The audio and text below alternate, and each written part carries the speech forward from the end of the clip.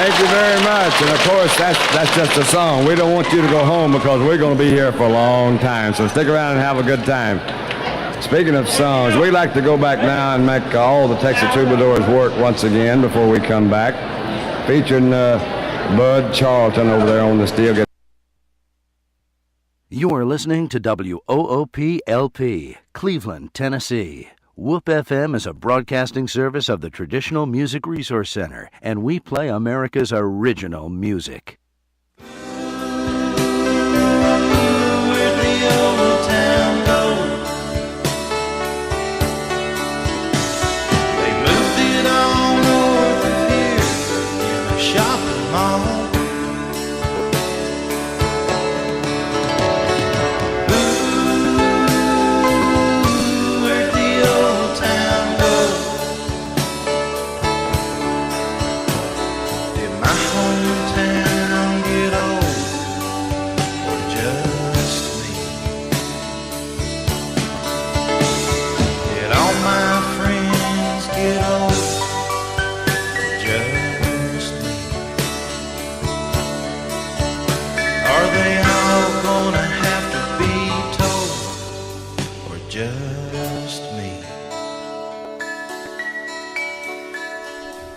Good morning and welcome to Old Town Cleveland here on WOOP FM 99.9, or you can go to the internet at www.woopfm.com. You can call us here at 614-5553.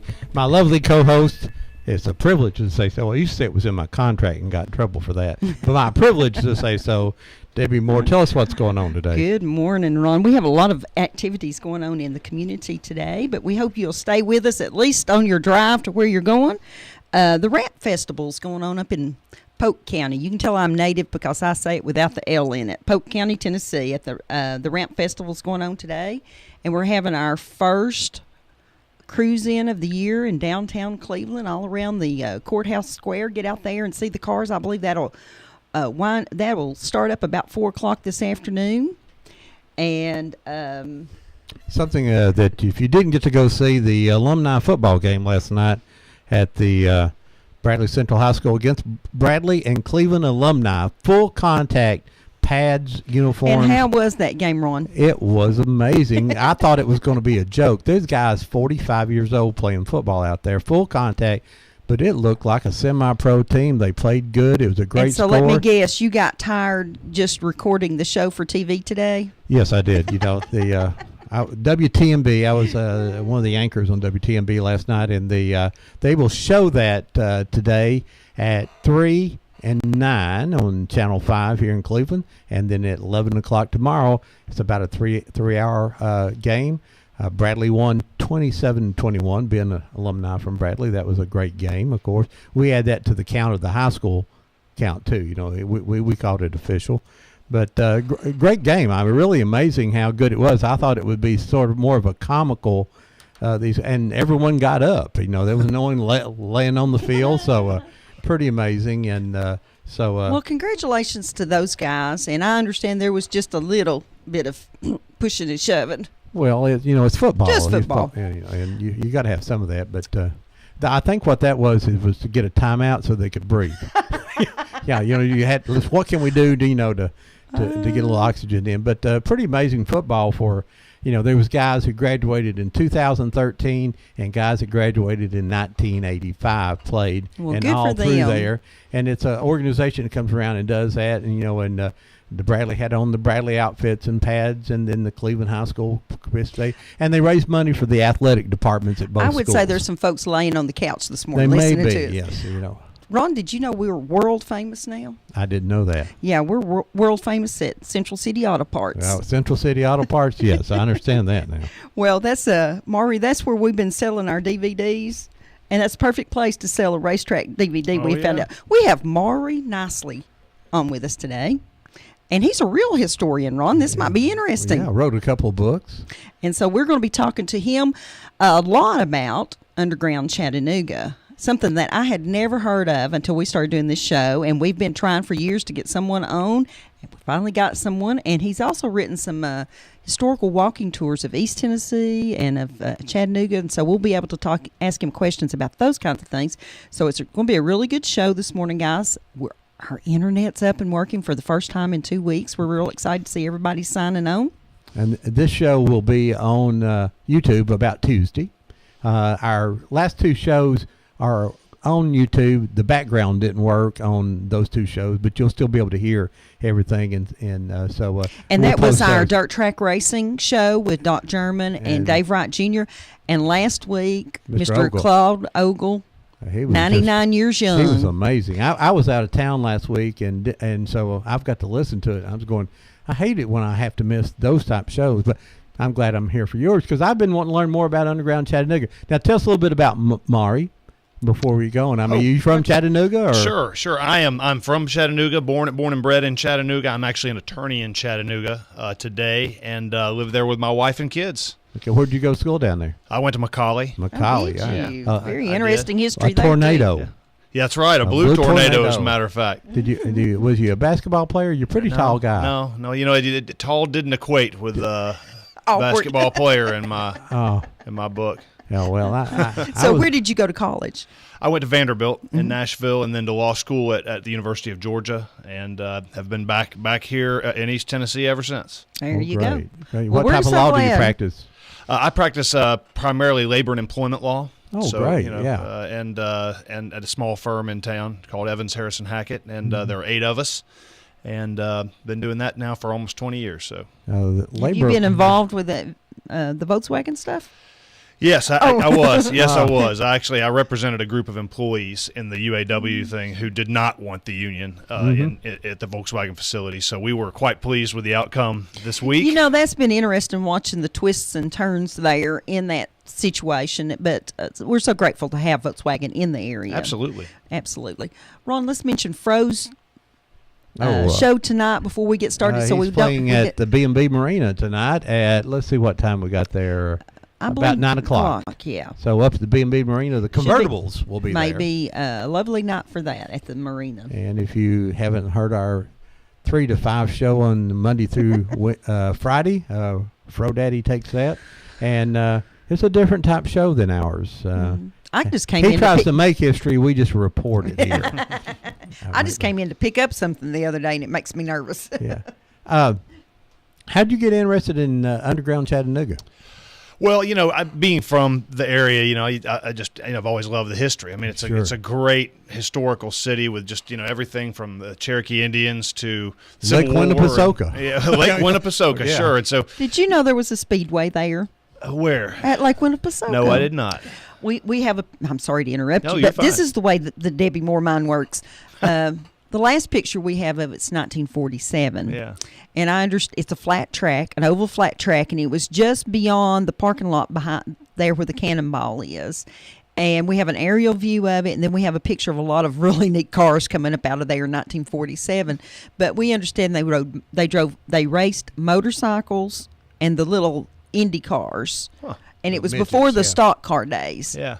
Isn't that interesting? They've done a little And bit of the- everything out there, The haven't they? family is so nice that that's the only 2 pictures they have of it, and they shared it with us, and we shared it with the museum here in Cleveland, who's going to do a dirt track exhibit end of May through June, and then Buddy Rhodes, who's been on our show, that's out of the family from Lake Winnipesaukee, has the set of flags from that era, and they're going to be on display at the museum. So we have a real connection there. Well, that's wonderful. But I always think of it as being in Chattanooga.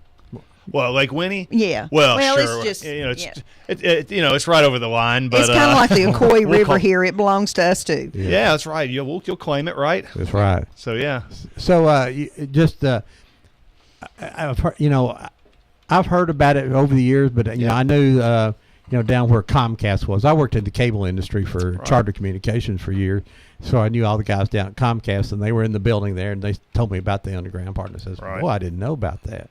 So, but Yeah, you know, it's hardly a day goes by that someone doesn't ask me about Underground Chattanooga or where it is or how do you get there or how can I see it, and so it's a hot topic, in Chattanooga for people, the story is that as you know, Chattanooga it's on the Tennessee River and was very flood prone. I mean, we had dramatic floods in 1867 and in the 1880s several floods, and so very flood prone area. A lot of old pictures of people canoeing down Market Street, and a lot of great stories about some of the floods that happened. And so at some point, people wanted to come up with a solution, and one of the solutions was to raise up the level of some of the streets. I think people, so it was sort of done ad hoc at first, and then there was sort of more of a systematic push to build up some of the streets. And so as the story goes, what were first stories of buildings are now basements, and you can go down into these creepy old basements and see where these buildings were. And so it's just, it's a great sort of. So have you actually got to go down in some of the places? I have been into numerous buildings that are either questionably or purportedly parts of underground Chattanooga. And one thing to know about it is that I do not believe it's as widespread as people think. It's not like there's a whole city underneath the city. I think there are just little on pockets. those main streets. Well, there are little pockets of areas. Probably the biggest pocket is along Cherry Street, which is one block off of Market Street, between 6th and 9th Streets, was really probably the biggest area where we think there was real systematic filling in of the city streets. And it's when you see a real site, it is remarkable, and you really get an idea for what they did. So it went from building it up a few inches all the way to 20 feet in some places, reportedly. I've never seen 20 feet. Okay. I've seen what looks like about the size of a story of a building. Okay. Well, that's pretty impressive. 10, 11, 12 feet, something like that. Something like that, I In think. 1867, folks, the water was so high and so far up into Chattanooga that, first of all, it washed away the military bridge. And so you couldn't get to the North Shore necessary. I mean, there was no bridge there. And that's pretty high water to come up and wash away a bridge. Also, there's reports that people brought barges all the way up to the Reed House. Now, just imagine that in your head. All the way to the Reed House, and I think was making money, or at least making girlfriends, by riding people around the city, like did. Venice, That's right. That was the old story. They wanted to go up Market Street, and the mayor was upset because the wake of the boat, he was afraid would damage some of the buildings, so he made them go up Broad Street instead. And they said that's the story, is that they picked up passengers at the Reed House and took them for a pleasure cruise in the middle of the flood. So that's amazing. So what did it do? Is that when they realized they needed to move the bodies from the Civil War up to the cemetery, or was the cemetery underwater, the one there at UTC? Is that the Confederate cemetery or the city? Well, it is cemetery? now. It is now. At the time, that's the big part of that cemetery is the old Citizens Cemetery. Yes. It was one of the earliest cemeteries in town, and then the Confederate cemetery came on a little bit later. So the flooding would have been not exactly. Do you think the cemetery was flooded? It seemed like it'd probably been right below it. I'm thinking it goes to the a little bit east. uphill Yeah, there a I little think bit. if you look at some of the old flood pictures, it's kind of amazing, and I never thought about it this way until you see some of those pictures. Is that downtown's kind of like a little trough. And, you've got Cameron Hill and all that on one side, and then you go up to sort of Brabson Hill and Courthouse Hill. And so really Market and Broad Street sit in this trough, and so it's just a natural place for the water to run up Okay. into the middle of downtown, while some of the other areas where like UTC is and all that really would not, I don't think, have been particularly subject to Now, flooding. there's a bluff right outside where UTC, so that it wouldn't be able to come up the bluff. And like you Right. say, so when that bluff ends, like you say, in the trough down there, Yeah, just filled in and went on back up. And one thing I'd love to see happen again is they've got these great old pictures of downtown buildings, just a few of them, where they had they looked like arrows that showed the heights of different floods. And it's amazing to look at, because you talk about 20 feet. I mean, some of those on the building would be, in the middle of the second story, showing how deep the water was in that flood. And 1867 was a really particularly bad one. And so We it would have be neat to pictures see like those that again. from Bradley County in Charleston at the Hiwassee the River TVA came that in they and done a showed study. the actual flood line, which was above the first story in the old bank building, and then the potential flood line was much higher than that. I mean, almost all the way to the top we've of the seen building. Charleston have some pretty high water up there.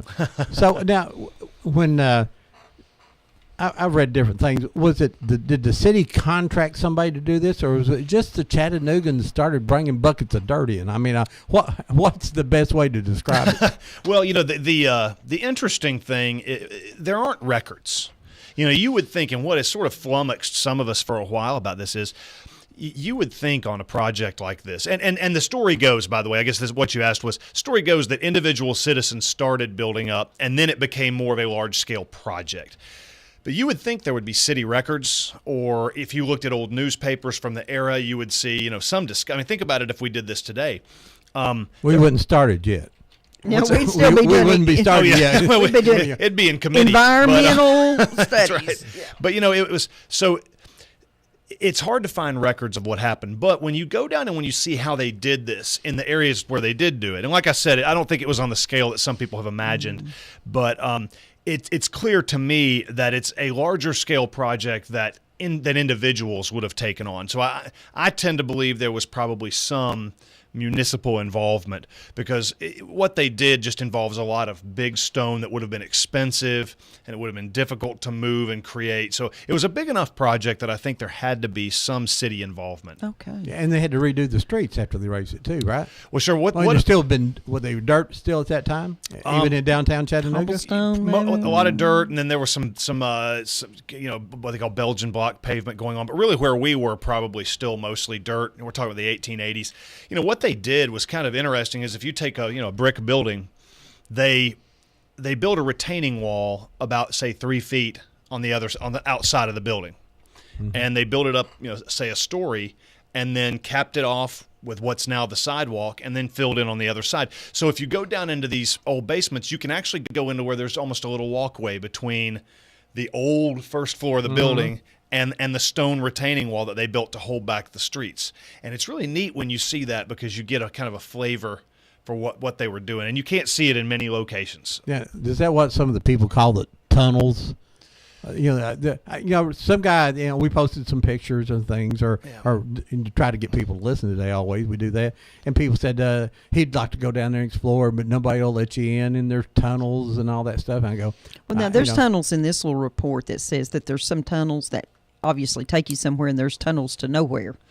Yeah, it's really, I think the perception, there are some cities that have underground. Seattle's a good example. Where Knoxville has some too, don't and they? you could, Knoxville has a little area like this too. But, in ours, I think some people have imagined it to be sort of a labyrinth of underground city where, you can go walk for hours.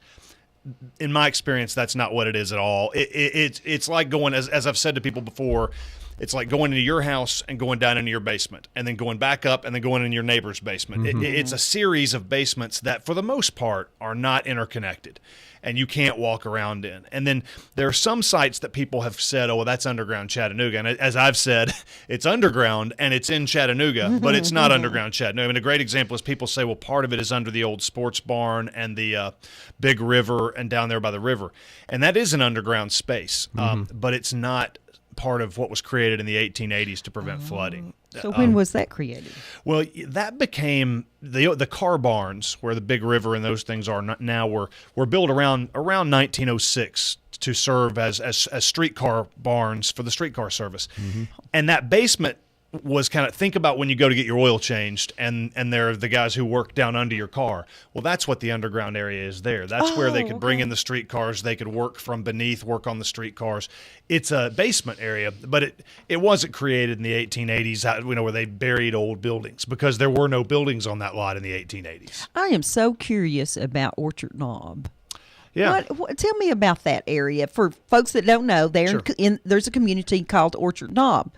But there's this huge hill that I assume had an orchard on it. I can assure you that didn't flood. That didn't flood. I've walked up there. But there's monuments and things on it, obviously from the Civil War. What happened there? Is that a man-made knob, or no? Is it's natural. It's a natural knob, and you're right. It's called Orchard Knob because it's a knob and it had orchards, and there you go. Because you couldn't do much else with it because No, it's so steep. But it was, start with the idea that, when people talk about the Battle of Chattanooga, and I always say, well, it was several battles. It was 3 days. On the 23rd of November, it was Orchard Knob. 24th was Lookout Mountain, and the 25th was Missionary Ridge, which was the big rout. Orchard Knob was the first hill taken, and people, it sounds odd. You think, well, why would you have a battle to take this little hill? And the idea, if you go up there and you go to the Orchard Knob, which sits, probably, I guess, a half mile from Missionary Ridge, when you're up there, it is sort of surprising and amazing the view you get of the city of Chattanooga and of the surrounding hills. And it was taken, to become a command post for the rest of the battles. And that's where Grant was. Well, you could see what was going on. You can from see up there. along Exactly. all the trees were cut down too, Right. basically in Chattanooga for the barracks and Oh, yeah. firewood and everything else. So you can see a long way in Chattanooga. So you Sure. can park there and walk around on the knob, Absolutely. Orchard Knob. Okay, Absolutely. we've And seen it, and I've looked at it and said, that looks steep. Yeah, it is a, I have it's a found good that most little- historical stuff is not on flat grounds No, around well, here. that's the good part. It keep you in shape. And, There you go. but no, you can go. There's no charge to go to Orchard Knob, and you can go. And it's a great, if you're ever sort of grounding yourself in the battles for Chattanooga, it's a great way to go. You can go there, and then you, of course, go to Point Park and Craven's house, and then also you can go to, drive along Missionary Ridge and see the various reservations. Yes. It's a great, I don't think people, even who live in this area and even who live in Chattanooga, don't sort of see it enough, take advantage of it. I'm so excited to have him here because I can ask all the questions I've been wanting to ask. Well, and I'll make up something Oh, if I don't know the you answer. sound like you fit really in know what with you're us talking very about. well. Umbrella Rock. Right. We see all these pictures from the early 1900s of the folks sitting up on that rock. Where is that at Point Park? Right. Umbrella Rock is, and it became an early tourist attraction. It was very popular. You can see pictures not only at the turn of the century, but right after the battles, Civil Union War, soldiers would go yes. up and have their picture taken. Is this Umbrella Rock I got up here? That is near Umbrella Rock, but you are actually just looking at Point Park right there. That is a slide from basically the edge of Point Park, That looking shows out the over big the flood. Now, 67 which flood is this, you think? That's 1867, and that's the really big one that buried down. So you can see right there the piece of land sort of by the person's knees and feet that you're looking at is Cameron Hill. Wow. And so you're looking at it come up over all the manufacturing businesses on the river, and then on the other side of Cameron Hill, you can see sort of how it filled in through downtown and into the south side, and even just beyond. It's that's a great picture, and there's a great contrasting picture of I guess a park ranger sitting in the same spot on a normal, beautiful Tennessee day. And you can see how different, it Yes. is when it was flooded. I first saw this picture, or realized what it was when I saw it. I believe it's up in the aquarium. It was. It It was. was? I'm not 100% sure if it still is, but it Well, it was. really and needs to It's be. it's a great diagram of how devastating the flood. So that's Point. You think that's Point Park, Right, that and then is. over to the east, I guess it would be Umbrella Rock. And is it blocked off now? do you know where where the Ox Museum is, right Yes. at Point Park? Yes. Umbrella Rock is beneath that. Not directly beneath it, but down below it and a little bit to the left. And it just became, it was a beautiful rock formation. People would sit on it, have pictures taken, and then for years at that spot, which is now Ox Point, was a photography studio. So when you see those turn of the century photographs, that was where someone operated a photography studio, and people would come out dressed in their Sunday best and pay to have a formal picture taken. They were like the Olin Mills of the Right, turn of of the the century. rock. That's right. And so they would get their picture taken. I know and, Ron's grandfather was born in 1889, and he's probably 11, 12, 13, something like that. And they had sold some big cotton crop, and that's what they did for their enjoyment to spend a little of that money. They all went down there and they had their picture That's made wonderful. sitting on that rock, and it looks like Ron when he was 12 years old sitting on There the you rock. go. But I was just always, I want to go over and look. There's another rock formation over to when you're standing and looking at that Ox Museum, which is just a museum in the side of the hill there, right? Right. And it's OCHS. Right. It was They- named for Adolph Ox, who owned the Chattanooga Times and the New York Times. and he went to Nashville too, I believe, at some point in time. and I think he may have started there. Okay, started there and then came here. And he's related to our Johnston family that everybody knows here. But anyway, there's another rock formation over there to the left of that. And you can't get to it, but you can see it up close. Okay, that answers my question. I'll Sure. have to go see if I can see. Can you see it? The Umbrella Rock? Not easily, and Okay. without a little searching out and looking. You know, it pretty much convinced me I wouldn't have sat up on top of there. First of all, I'm scared of heights. And second of all, they had this little bitty skinny ladder that you had to go up. You're on listening. I can't talk. We're listening to Old Town Cleveland. You're listening to Old Town Cleveland And you're on on Whoop FM 99.9. We got Mari Nicely in here today. We're talking about the underground Chattanooga and the flooding of Chattanooga and anything else you want to talk about Chattanooga, he's an expert on it, or he's, like you said, he can make it up. Yeah, make if it it up. happened in 1867, there are not many people to argue with it. That's right. You got a lot of freedom to say what you want to say, right? You can call us here at 614-5553, and we've got our first caller today. Good morning. You're live on Old Town Cleveland. Hey, Mr. Ron, how you doing? Hey, Bullet, how are you? I just want to come in on that game a little bit last night if I can. Okay, go ahead.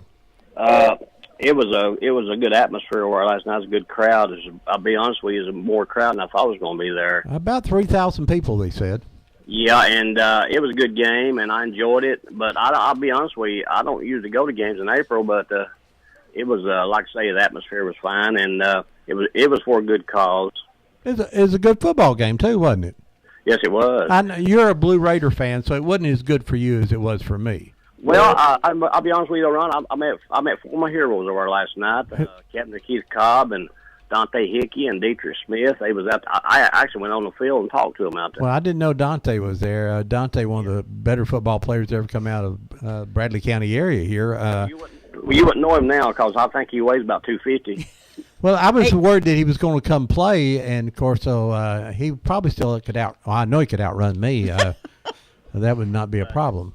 But it was I think we're going to have it again next year, Bill, at Cleveland, and it was. I'll be honest with you, it was a good game, and as long as I'm getting this feeling for football, I'm gonna keep going. I started clapping my hands, jumping up and down, and don't hurt yourself. but as long as I'm doing that, I'm gonna always keep going. Yeah, it was a good game. Like I said, about 3,000 people attended, which is pretty big for a truly high school football game. But like I say, there were people that played that were graduated in '85 all the way down to 2013. So it was a good game. Yes, it was. Anyway, I'm going to enjoy your show today, and I'm going to ask your guests. I actually been up Rock City a lot of times in there, and now I think it's underground in Rock City too, isn't it?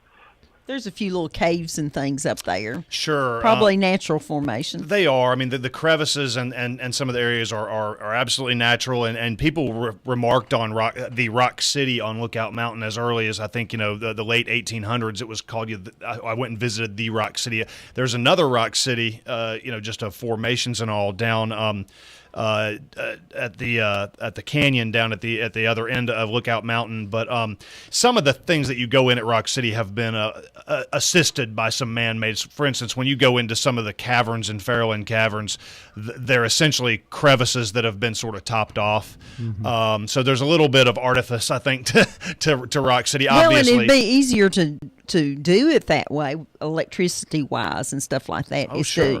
Sure. I appreciate you. Hey, Bullet. Thanks. Anytime after May 1st, I need my pool opened, okay? Okay. Bullet keeps me happy. He keeps our pool clean. Which keeps me happy. I'll say the pool's dirty, and Ron will say, So- call Bullet. Now, Chattanooga was formed 1848? 1819. Was it, 18. Oh, it was actually- 1819? Okay. Well, there are two dates. If Okay. you want to get technical, we'll get technical. Okay, Okay, let's get do that. technical. 1816 was the date that John Ross founded Ross's Landing at the River Landing. It was really just it was still when this was in the Cherokee Nation. Sure. And then in 1838, officially, the city was founded as after the Treaty of New Echota had moved the Cherokee west, and after the Indians had left. 1838 was really when you could say Chattanooga was founded. Now, some of the folks, as we call them, the first citizens, you can almost call them claim jumpers, and they were there as early as 1837 or maybe even 1836. Some of them. But 1838's the good Chat, and that's when we renamed the city Chattanooga, and So it was Ross's Landing before that. It was Ross's Landing before that. So basically, it was just the same place that caused the flooding in downtown Chattanooga drew John Ross there to put his business there. If you've ever been, Rossville, Georgia is where the John Ross cabin is, and it's where his grandfather, who was an Indian trader, had a cabin there, and people would come trade. And basically, if you look at a map, and as I tell people, the highways of the nation at that time were rivers, and so if you had a trading cabin, you wanted access to the river, and you could just draw a line to the closest place to the river. From Rossville, Georgia, the best place to get was what is now Ross's Landing. And so that is why we are where we are, is because they were looking for a river landing spot, and they put it there, and it was a good spot, and the city grew, and then once the railroad came, we were off and running. Well, when I was in college in the late I was making sure I wasn't saying 1970s.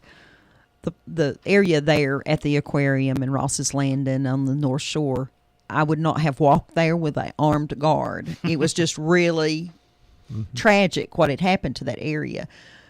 What have you seen? I mean, are you as thrilled as I am to see it cleaned up and so lively now? Oh, sure. You know what? I left to go to college in 1989, so right before the aquarium, and I had no intention of ever coming back to Chattanooga. And at the time, you didn't go downtown. It was dirty. Sure. And I obviously came back to Chattanooga, and I can speak for myself. I am so proud and amazed by what the change Chattanooga has made, and also just by the change it continues to make, that you just have people who are constantly trying to better the city, be innovative, think of new things to do. It's a very positive and optimistic place, and I don't know that you would have said that in the late 80s about downtown Chattanooga. So I'm thrilled and continue to just thank my lucky stars. I was lucky enough to find myself back here. You go back into the 60s, when Martin Luther King was shot and the riots they had there, and the National Guard was actually shooting out the lights to prevent them. It messes with my mind, though, how they have changed the streets. How's that? Because I had always gone Macaulay and Bailey one way on Macaulay and Bailey, and it just messes with me because that it just doesn't seem like I feel like I'm going the wrong way.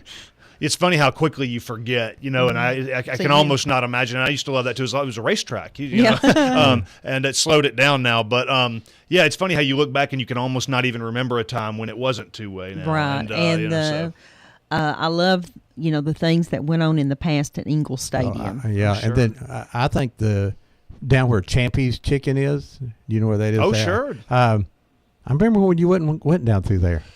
And sure. Now, we love to go down there. We can't ever get in. You got to go at a weird time to get in because it's always packed. Well, and I tell you, if you keep your eyes on that over the next decade, because I really think what you're going to see is with the growth, particularly of UTC in that area, and their desperate need for more housing, and opportunistic entrepreneurs taking advantage of that as well. I think you're going to see that area boom and hopefully even connect that Macaulay, MLK, UTC area to what is the South Side, and really that whole area developed tremendously. So, I expect great things in the next decade in that area. I think so. Wish I owned some property out in that area. Me too. Change us a I little bit. hope the local folks that own the property now benefit from it. I want them to open up their own businesses and benefit. Talking about you're a labor attorney, right? And Chattanooga's had some interesting labor things go all the way back to Hoffa. Was tried in Chattanooga at federal court, and I'm writing a book about it right now. Oh, great! I love that. That's my current project, or one of my many current projects. Yes. The joke at our house is always when we move a refrigerator or something, and there's massive amounts of dust. I'll go, I found Jimmy Hoffa's body under my refrigerator. That is whenever the topic comes up, and we talk about Chattanooga and Jimmy Hoffa, you'll hear somebody yell out, "Where is he buried?" Which I do not know, but it's that is a great story that I think obviously people who lived here at the time remember that, but a lot of people who are younger don't know that Jimmy Hoffa was tried and convicted of jury tampering in Chattanooga, Tennessee, in 1964, and so that was great. It's the beginning of the fall of Jimmy Hoffa. I was young, 4th grade, so I just remember keeping up with it in the news and reading a little bit of it as I got older, but I can't wait for your book to come out. That's exciting, Well, it ought to be interesting. I think there are when we were fortunate, I fell into this. Are you going to name names of some of those guys down there in Chattanooga? Some of those legendary names out of Chattanooga area that may have been tied with him? Oh well, sure. There's some of the folks who were supporting him here, Glenn Smith and some of those folks. And then there's the whole great Ralston Schofield, the judge who was bribed to acquit several Teamsters members in the early 60s and was cast out of office, but then ran for General Sessions judge and won. And, there's some great characters in this whole thing. That's the best part about the story is just the characters and the story behind it and the things that were going on in the city. And, yeah, it's a neat story, really. Chattanooga is big enough to have some problems and small enough to know everybody involved. That's right. That's right. You can't get away with anything. Yeah, that's right. Good morning, live on Old Town Cleveland. Hello, Ron, Debbie. Hey, Miss Ella, how you doing? Hi, Miss Ella. I'm doing fine. Well, did you go to Pokey's last night? Yeah, How many beers you have? couple. A couple dozen? No, just couple. Oh, okay. Well, good. Who was the band last night? Was it Fro? Convertible. Oh, that's one of your favorites, isn't it? Oh, yeah. Collins Brothers will be there next week. Oh, there's a good band too. Yeah, I know it. I got a picture from them. Uh-oh, I know what you're going to do next week. You told me what you're going to do when next time that they played down there. Oh, yeah. No, don't do that, Miss I don't Ella. think we can tell that on the air, can we? Well, You got to keep that a secret, 'cause that'd be a surprise. It's got to be a surprise, Miss Ella. anyway, the Collins Brothers going to be at the park tonight. Which park? Johnson Park. Oh, are okay. they? Yeah, they're going to be there with the Evening Shade, yeah. Oh, Evening Shade starts. That's okay. Well, great. They're a good band, and that's free. And the car show will be going on before that, so you could have a good free evening tonight. Take No, your the kids- Evening Shade's not tonight. It's in May. Oh, in May. I thought you said it was tonight. That what? The car show? Yeah, no, the Collins Brothers. No, I said the night. The 9th. Oh, I'm sorry. You confused me again. I confused you. Yeah. All right, Miss Ella. Well, you have a good Have a good day. We'll see you at the car show. I'm gonna come watch that event up there at Pokey's. Bye, Miss Ella. Bye bye. Don't encourage her, Ron. Don't encourage her. I'm getting encouraged her. I will tell you off air what's going on. Yeah, now I'm gonna warn you, Miss Ella's a cougar. Oh. She likes you younger guys. Well, okay, I'll Yeah. keep that in mind. Yeah, yeah. And she's got 3 or 4 though, but you'll have to wait. Oh, that's You have to fine. wait Let your me turn. ask a question about the flooding again. Do we have a count in 1867 how many people died in that flood? No, not that I've heard or seen. Newspapers are spotty from that period of time, and there are all sorts of crazy stories. But I've never heard, to my knowledge, or if I have, I've forgotten an accurate count. I read where some fella up on Lookout Mountain sat and said he saw 15 bodies float by him one day, and I'm sure there was death and dying and misery. Sure. I'm sure.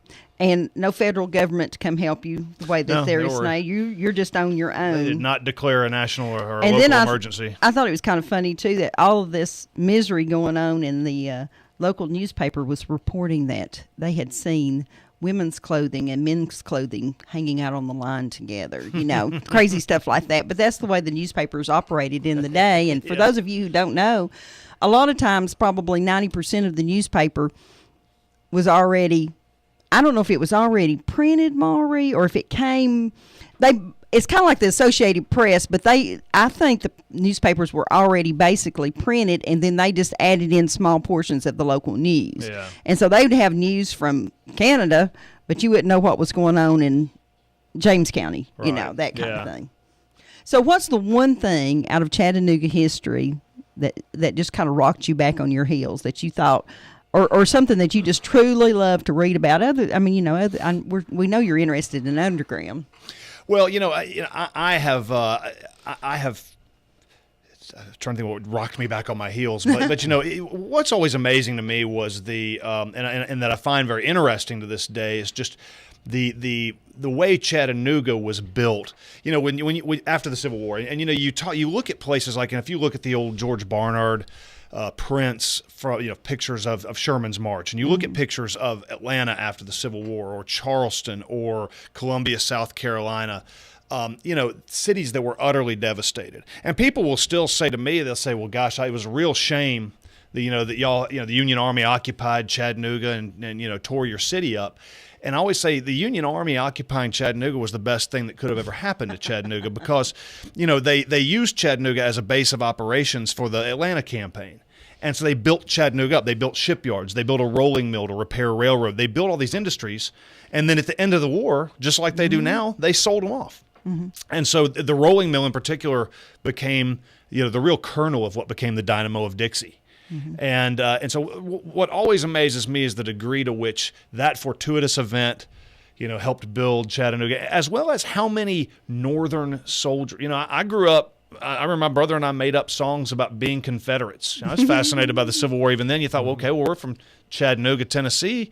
We're all Confederates. Well, not by a long stretch. And so, it's I still find myself just amazed. Even the story I love to tell people who don't know much about our area is that, in 1863, John T. Wilder from the Wilder Tower at Chickamauga Battlefield's named for was lobbing shells. His troops were lobbing shells into Chattanooga, and 8 years later, he's the mayor of Chattanooga. Yeah. I think that sort of says it all for the kind of place Or it was. they had elected officials that were both from the Confederate and the Union. Sure. That in a short period of time, well, the folks who couldn't adjust went to Texas. Is what I decided.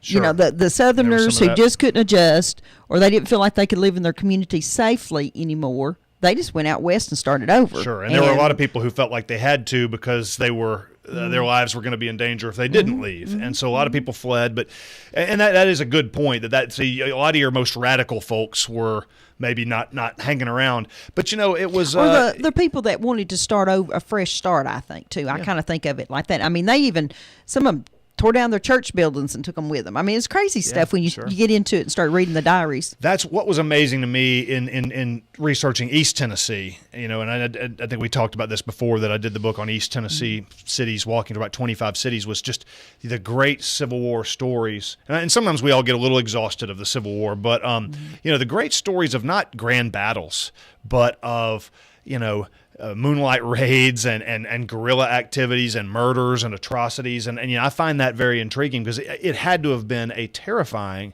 place to live, even for 10 years after the war was over. That, people were still settling old debts, let's say. And I find those stories to be just amazing. They are. Well, that's the one thing that's in my book, Confederate Voices, is that it doesn't talk about who flanked who or what army was here or what army was there, but it was the common everyday person. It's their story, right? And in their own words. And I think that's what makes it so fascinating because, not only were you having to worry about what soldiers were staying in your backyard, you had to worry about where your next meal was coming from and what about tomorrow, and is it safe to lay down and go to sleep? And then some people, I know there's a story in my book about two sister-in-laws that were living together, and one of them was just a fiery something. I mean, she was riding horses in the middle of the night, riding to Polk County and warning people that the soldiers were coming, and the other one was horrified and was just like a little meek bird. And it's interesting to see the contrast when you're reading their accounts of the war.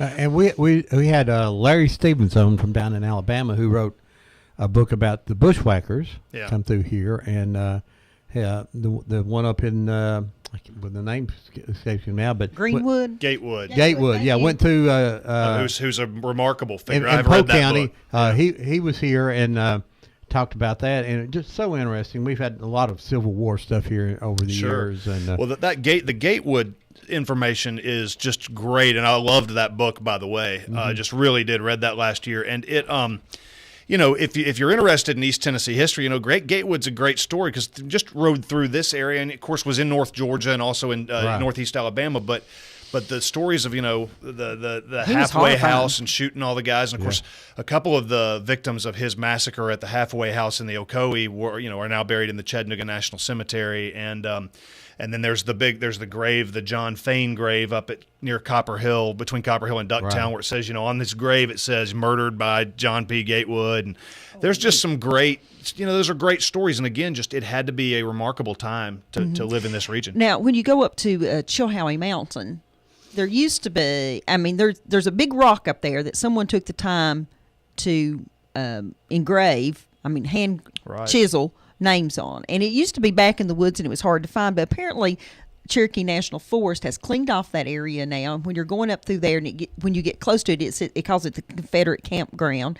And the rock has been fixed so that you can read it real easily. And I'm so proud of that fact that history's been preserved. But apparently those people were bushwhacked, I guess. Absolutely. And that's the I love history and I love that stuff. And I've seen that stone and it's neat to go see these little hidden spots, that aren't in your face, and you can go almost feel like you've discovered something, And so it's great that there are people protecting and preserving those things. I think that's wonderful. Yeah. Now, Chattanooga, the Civil War, was it?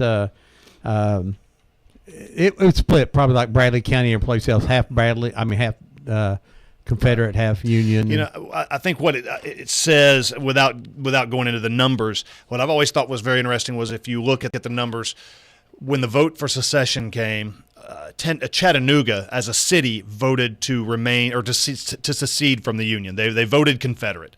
Hamilton County voted to remain in the Union. And so, you know, you were in a very divided area, and there are some great stories of, you know, one of my favorite little Civil War stories is, you know, one of the early quote battles of the war was what they called at the time the Clift War or Clift's War.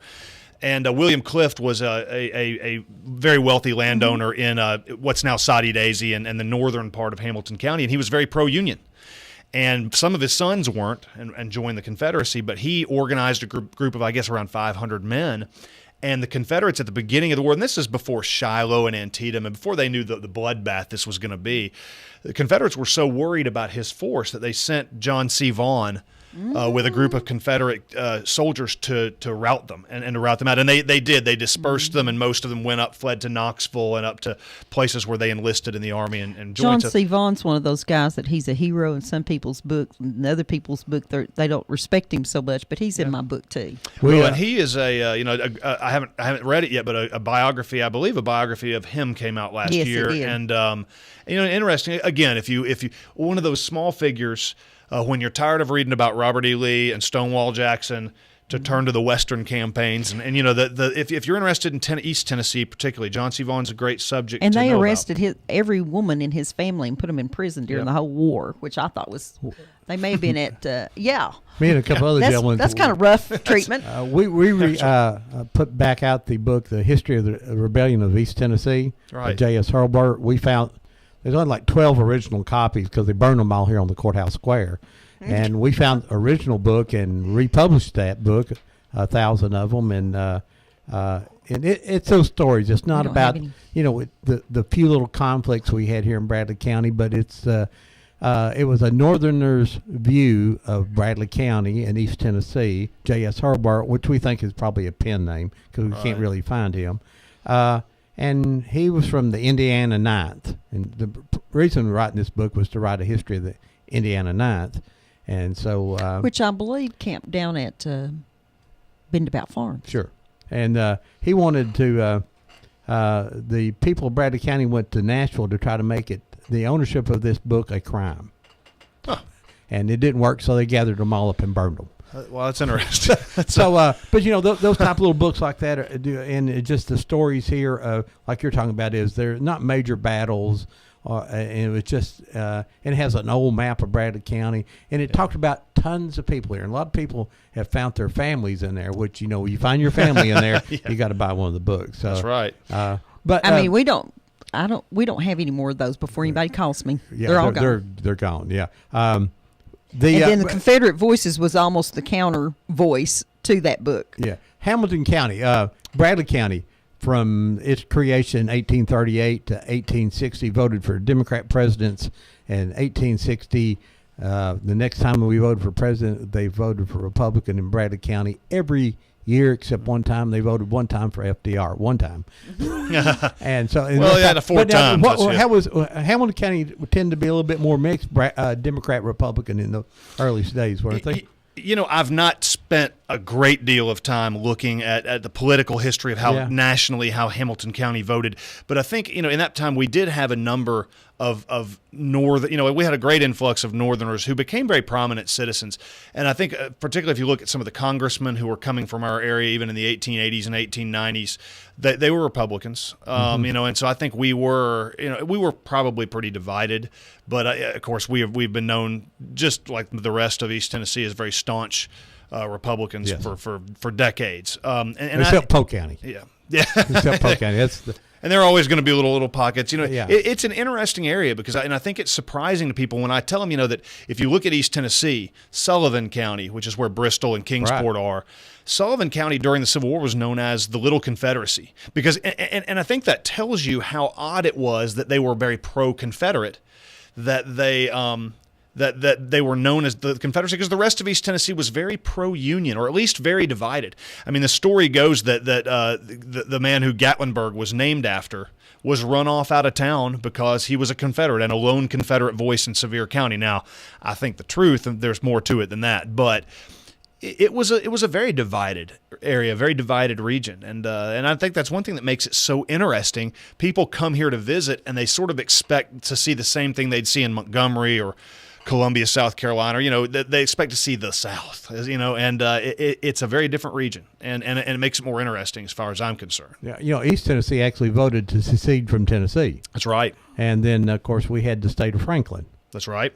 Probably in the Bristol area was part of that. It was headquartered out of Greenville. You can right. still go see the capital of the lost state of Franklin. It's a little cabin in the middle of Greenville, Tennessee, and that's a neat. We tried to go to Greene County once. Yeah, we kept running. We were going through the back way, running. There were rock slides and floods and everything. We took the three roads, and you couldn't get there from. We went to Del Rey to see the snake handling preacher. Yeah, there you go. We just drove through there very fast. Yeah, we didn't stop in time. You didn't handle any. No, we didn't take up serpents. We had Dr. Hood come in and talk about snake handling. It's wonderful. That's been an interesting and recently hot topic up in La Follette. Yes. And he's got personal contact with the people, and it was very interesting to hear him talk. And of course, about the snake handling sort of the first preacher started here in Bradley County, That's right. appointed by the Church of God, and so we have an interesting history with that. And we actually. One of the ladies who we have a picture with a snake wrapped in her hand just died a few years ago. really? Lived here in Cleveland. 2 years ago. And so there's a neat if you're interested for people who are interested in history and if you can get a hold of this, the Tennessee Bar Journal, which is attorneys in the Tennessee Bar Association, you get your Tennessee Bar Journal, and the lead story in the most recent one was sort of a history and a legal history of snake handling, and so it talks about what the Tennessee decisions have been that address snake handling and why they have said it should be illegal and why that may be problematic or not. And so it's really interesting to follow that and the history. I've always found that to be a great subject. And if you've ever read that book, Salvation on Sand Mountain, which is about snake handling, was a great book by I think Dennis and Vicki Covington. George Wade Hensley was tried in Chattanooga too at one time. I think that's right. Yeah, he was, because there was a picture of him sitting outside the courthouse preaching with his Bible out. I'd love to see that picture. That's great. Yeah, we've got it. I've got all that stuff. You need to be our friend on Facebook. We post those things all the time. We need to go on a picnic or something. Yeah, there you go. Drive a tour. So it just. Well, did you know? I'm changing the subject. Did you know that there was a racetrack at Moccasin Bend?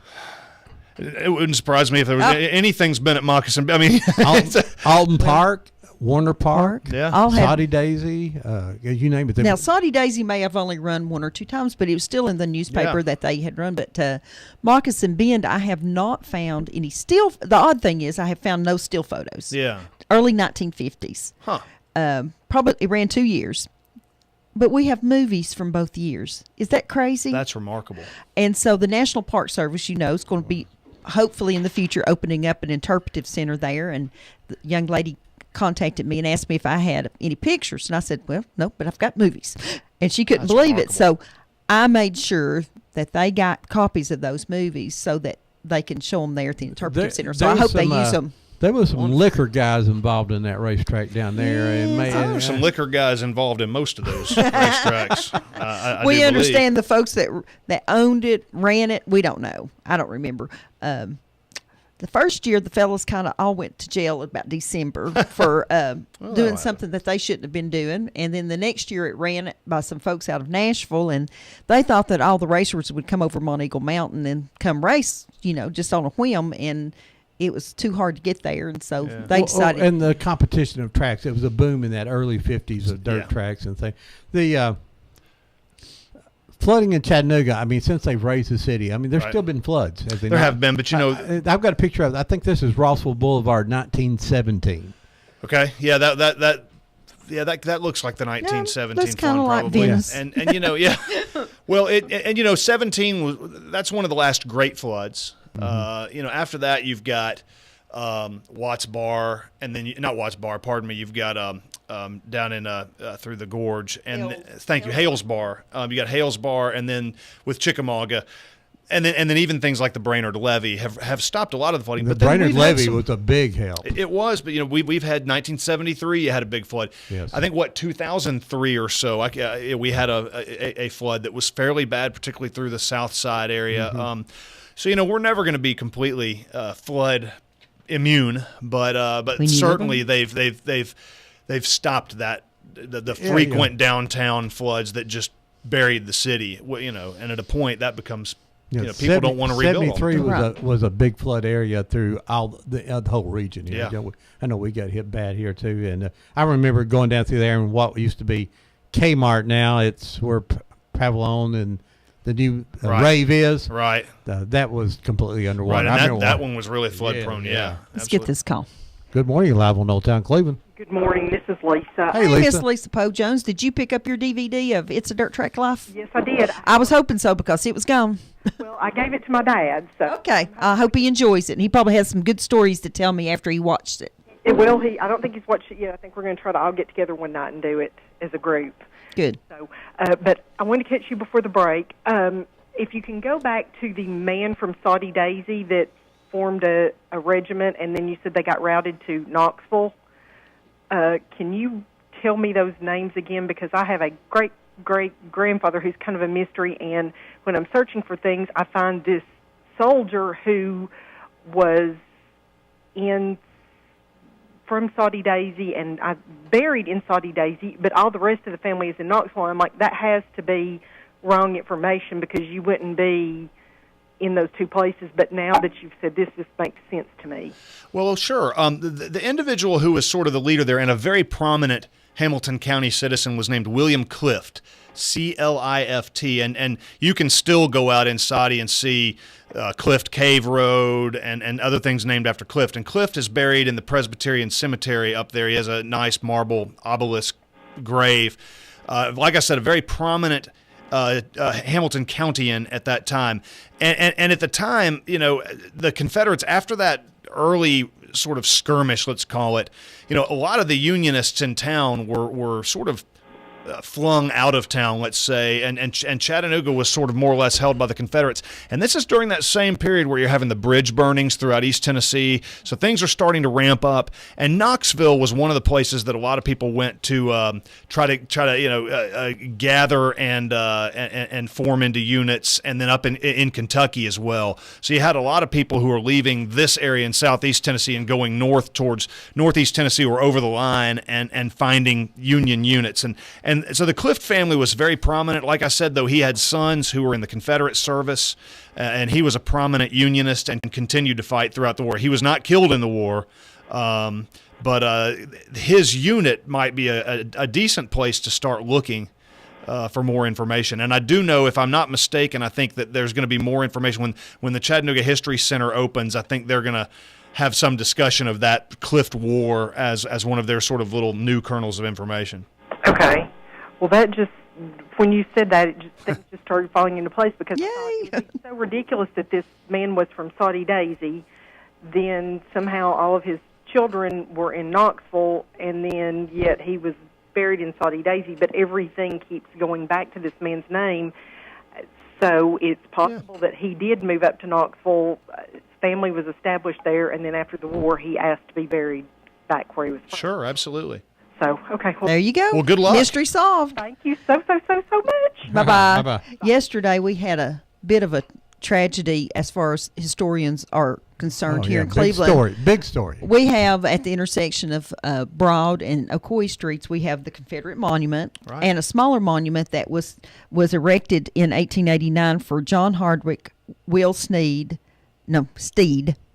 and William F. They Marshall. died in a train wreck going north. They were going to Virginia. Young men off to sow their wild oats, I guess, and the whole town came out to see them leave. Deb Riggs, that's probably listening right now, is probably the leading expert on the story. But anyway, the families put a monument there in the intersection in 1890.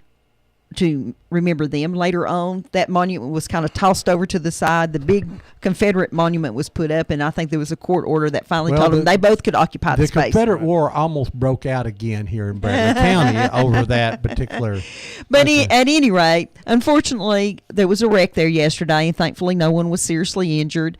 But the small monument is down. It is down. And broken. And it's so sad. Yeah. The top part of it was a very tall, I don't know what they call those big spear-looking things, but the top part fell over, hit the big Confederate monument, and chipped it a little bit. It's not damaged too badly unless it was pushed. The car was kind of wedged between them. But hopefully the city will hold those drivers accountable for the repairs there. I'm sure someone's insurance might be looking at that. And they need to make sure that they push to get that repaired. Sometimes you see these things happen and then it just never is I can repaired. really see it being set back in its spot without the tall thing, but we need that there. And so I hope the citizens will a lot of people don't realize that there are two monuments there for two different purposes. Right. People who drive by it for years when I've done some shows and told them about the two monuments and used Debbie Riggs' information that people go, I've never noticed there was two. Well, you'll notice that one of them's not there now. Yeah, Well, it's very fortunate. I guess the one thing for me on things like this is that these local history things are the things that make our communities unique. I mean, that's just such a unique story. People would look at that and say, well, "What is that? Why is that there?" And you want to learn more. And it makes your community unique. And sometimes you'll see these things disappear, and it's a shame and a loss. I mean, we had in Chattanooga what we all called the Fisher Evans clock, and it wasn't of great historic significance, except it had been there for a long time and was sort of this great old clock that sat at 8th and we Market had the Streets. Horner one here, Right. the same thing, that somebody kept it going all the time. Right. And then it's gone now, and the pedestal's there, and it was apparently sent for repairs, and it's just never in 20 years hasn't been back. And you can lose those things, and it's a shame. So hopefully they'll repair that. They will. And we often talk about that little Confederate soldier standing on top of that monument and facing the north, watching for the enemy. Ever vigilant. We found his sword. His sword was missing for years and years. Well, somebody found the sword, and they had a big ceremony, or they replaced it. I don't remember. We don't know how anyone got it, but also here in Bradley County, there was a huge stone up near where the Walmart is, up on the north end, that was for Chief Jack Walker's, marked his birthplace. And it was we're thinking 5 tons. 5-ton stone with a big plaque on it. I've seen pictures we don't know of it. where that is. It just, the road was widening. Oh, oops, it disappeared. Yeah. And so you talking about things going away, and the historical markers in Bradley County, a lot of them are missing now, and they're $1,500, $2,000 to replace, and we're having. The state will help us with some of that, I believe, but it's tough, and people just, history goes away. It's time for our break. We're going to be back in just a few minutes here. We got Maureen Osley. We're talking about Chattanooga and East Tennessee, and particularly more about the flooding and underground Chattanooga. We'll be back in just a moment here on Whoop FM. You need money overnight? Check into cash. Your time is tight. .com. Bank account's too low? Check into cash. So where do you go? .com. Do it online in a record time. It's the easy way to get money next day. Do a quick click from home at checkintocash.com. Just stay in the house, check into cash, and grab your mouse.com. Get your money online, check into cash, right on time.com. You can be sure it's secure from our bank straight to yours. Do a quick click from home at checkintocash.com. No time to get away, check into cash. You gotta stay home.com. Hey, that's okay, check into cash. You can do it alone.com. Any old time, do it online. Just stay in the house and grab your mouse. Do a quick click from home. Get your money overnight at the right website. Do a quick click from home. Go to checkintocash.com. Wheeler Technologies has moved. Visit them at their new location at 490 Grove Avenue Southwest next to Bradley Rentals. Same great folks, same great service with a better location to serve you. Call Wheeler Technologies for voice, data, and security needs at 664-TECH. That's 664-8324. And remember, depend on Wheeler Technologies for the current time and temperature every day at 476-1111. Tennessee Alarm Contractor C1750.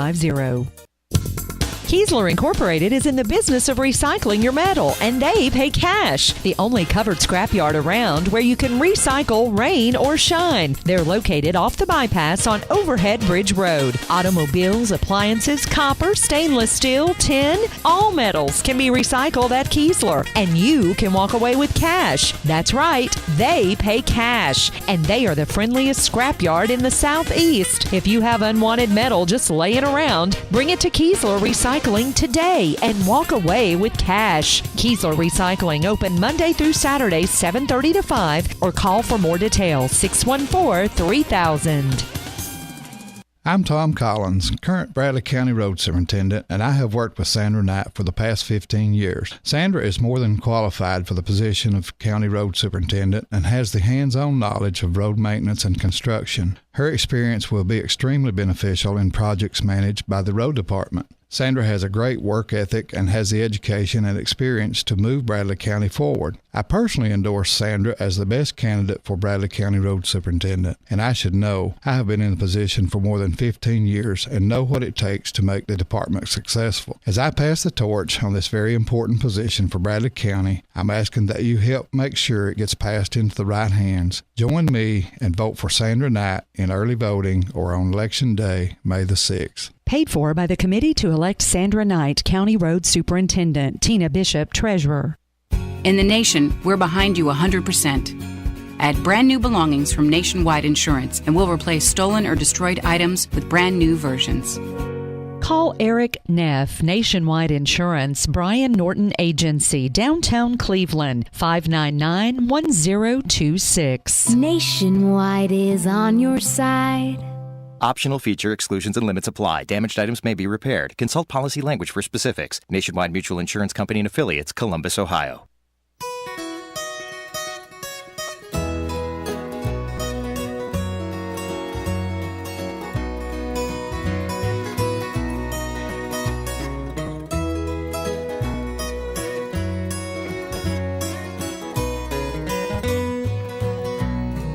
All of my friends that I loved yesterday have gone. They have gone home. Gone home. They have gone home. The songbirds are singing. The dell seem to say have gone. They have gone home. Gone. They have gone home. They've joined the heavenly fold. They're walking the streets of pure gold. They left one by one as the work here was done. Gone home. They have gone home. Gone home. They have gone home.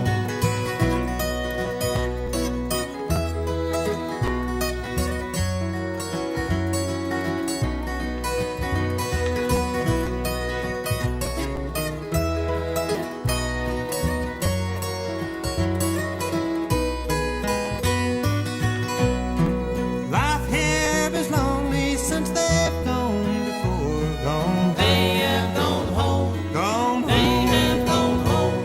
The old weeping willow that stands by the door sadly sighs. They have gone home. Gone home. They have gone home. They've joined the heavenly fold. They're walking the streets of pure gold.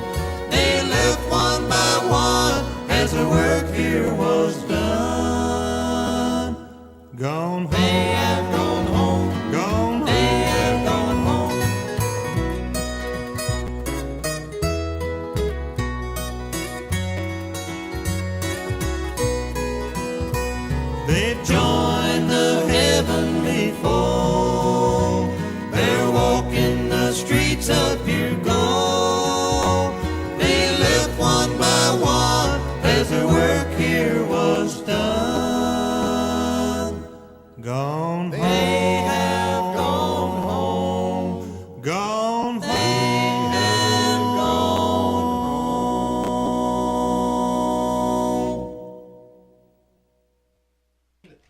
got away. Here we go. Good morning, folks. We're back here on Old Town Cleveland here on Whoop FM 99.9, or you can go to the internet at www.whoopfm.com. You can hear us and see us there. You can call us here at 614-5553. Got Maury Nicely here from Chattanooga talking about, well, a little bit about everything. He's like you, Deb. He knows something about everything. I know just enough to be dangerous. He's got two books about walking tours. One, a walking tour of Chattanooga. Beautiful and the other book. one, the walking tour of East Tennessee. Tell us where you can get those at. A great place to get them is at you can get them on Amazon. It's probably the easiest way to get them. We try to keep them in various stores, particularly East Tennessee, when throughout East Tennessee, but that can be a little bit hit or miss, to be honest. But we'll put them anywhere somebody wants us to put them. But the easiest place to get it right now is Amazon. And tell us the titles they need to look for. It is the Chattanooga Walking Tour and Historic Guide, and then the East Tennessee Walking Tour and Historic Guide. And Greg, a lot of pictures and yes, good information. I can read that. It's got pictures. That's right. Point. Hey, we got a call here. Good morning. You're live on Old Town Cleveland. Good morning. Hey, Doug, you're breaking up here. Well, I'm sorry, my phone's not working right. Go ahead there. We can hear you now. Okay, I'm calling for another reason. I wanted to let everybody know that's listening that right now, songbirds, neotropical migrants, are moving back from South America and Central America, and they're coming through Bradley County at this very moment that we speak. They're the beautiful birds that you'll never see any other time. Well, tell me what they look like, Doug. Okay, well, right now, a scarlet tanager is in my neighborhood, several of them. They're the brightest red you've ever seen. They make a cardinal look pale. They've got black wings. They've been down in South America, and they're coming through East Tennessee, Southeast Tennessee at this moment. And next month in May is rose-breasted grosbeak, which is a beautiful bird. It's got a big rose breast. And there's many warblers moving through our area that people that have bird feeders out, you won't see these birds any other time. They're just headed north right now. And I just wanted to make that. Well, thank you, Doug. I will shoot the squirrel to get it away from my bird feeder so I can put feed in it so I can see those beautiful birds. Okay, I hope you get to. All right, bye-bye. Bye. We have a deranged squirrel at our house that if the bird feeder gets empty, he comes to the door and barks or whatever, he makes noise until we come out and put more food in for him. I love it. I'm kind of scared of him. Okay. If we have let's say we have a 3-hour span of time. 3-hour tour, huh? 3-hour tour. That's not a good one, is it? Those last forever sometimes on TV. Tell us, what could I see in Chattanooga that would be mostly free and pretty easy? And what would you suggest that someone sees in a few hours? On a pretty spring day like today? Oh, sure. Well, I think you can, if we're talking about just getting out and walking and seeing historic sites, and obviously you can go do things, depending on what you're interested in seeing, you can certainly go to the battlefields, and I think enough said about that. But if you're wanting to get a little bit off the beaten path, just depending on what you want to see, if you're wanting to see some little hidden sites, certainly, as I mentioned, the John Ross Cabin in Rossville is a neat little site to go see. There are some other old, Cherokee homes that still exist in our greater area that you can go see. If you want to get downtown, certainly, go and see some of the history at the riverfront. You can go to Stringer's Ridge, which has been opened as a new urban park, but it's trails and things. People be out mountain biking and walking their dogs and running. There's the sites there, the old cannon pits where they were lobbing shells into Chattanooga in 1863 from there. It's a great spot to go see. I actually was just yesterday on, I guess it's Georgetown Ringgold Road, where right across the Georgia line you see the spot where they captured Andrews Raiders with the general, and that's just to see that and follow that's neat. There's so many just little hidden things. Even to just go see the Brabson Loveman House, which is our, I guess, last remaining antebellum home in downtown Chattanooga, is a great spot. Where is it? It is on East 5th Street, about 2 blocks from the county courthouse. It's the old white columned Greek Revival appearing mansion. And of course, it didn't look like that during the Civil War. It was very different. It was very Italianate, very sort of a federal Italianate cross. But you can go see some of these great sites and the things that happen. Going down to the terminal station where the Chattanooga Choo Choo is and seeing the south side that was this urban railroad area is wonderful. There are just so many little neat spots that you can go see that I love, because I've as you get interested in it, I love finding the little hidden things that aren't necessarily attractions. Those are fun to see. I love the here in downtown Cleveland. I love is it the J.A. Rott House? Oh yeah, Rock House. That's and to me it's almost a shame that it's not a public better preserved and kept, because that is such a wonderful story for our region. Yes, it is. Good morning, live on Old Town Cleveland. It's me again. Hey, Doug. I hope his cell phone's working all right. We hear you now. Craven's House on Lookout Mountain is a must-see. Fantastic. A lot of those neotropical migrants moving through the Craven's House and Lookout Mountain area. Best kept secret in Chattanooga is the electric buses out of the choo-choo. You can go there and park and have secured parking, and you have to walk about a football field, and you get on electric buses. They'll drop you off anywhere in downtown, and they make a 10-minute circuit, and they pick you back up and bring you back there. And Sunday, the Chattanooga Market over by Finley Stadium opens tomorrow. It's all free, and it's fantastic. Thanks, Doug. Well, thanks. Bye-bye. Doug's our bird man, the bird man of Cleveland. He big supporter of the Sandhill Cranes that come in. That's great. If you wanted to see something in Chattanooga that would look like underground, there's some portholes or some windows that are at street level. Where are those at? You can see some of those that people say, well, that's where they built it up. And what it looks like is the tops of the curved tops of windows at street level, at foot level. Really the best place to see it is at what we call the Central Block, which is now where the United Way is, at 7th and Market Streets. And along 7th, you can see some of those. And we're really in the area there where that is underground Chattanooga. There's some other things where people say, well, is that a window from underground Chattanooga? It could be, and it might not be. It might be just that it's a coal chute from the 1920s. So you got to. There is a real rush sometimes in the underground Chattanooga for anybody who sees anything out that looks a little bit different at street level to say, well, that's underground Chattanooga, and it may or may not be, but I'm hoping, you'd love it. People are asking me all the time, well, can we get into underground Chattanooga? And you just can't. These are all private buildings that owned, and there's frankly some liability and safety issues in letting people scramble down into your basements. But I'm hoping that at some point we can maybe even just get some signage, maybe some interpretive signs near those areas that could sort of show what was done, and people can get an idea, because people. It's sort of amazing to me that people are so it captivates the imagination, I guess. Well, it's something that it's if you can't touch it, it's better anyway. Sure. Always. But I want to say, let's get this call. Good morning, live on Old Town Cleveland. Hey. This is RD. Hey, RD. What's up, buddy? Hey, I'm enjoying your guest here. Thank you. Thank you, RD. I've been working around Chattanooga since 1988, and fortunately, I've been able to get into underground Chattanooga areas several times. There's BB&T Bank. There's access through there. Been down in there. And also, for years, I was the on-site telephone man for American National Bank. And when they redid the Cherry Street office across the back entrance to the bank, they made that a stock brokerage type of place. And this is kind of a ghost story. So there was a good friend of mine, Charlie Green, who was a guard at American National.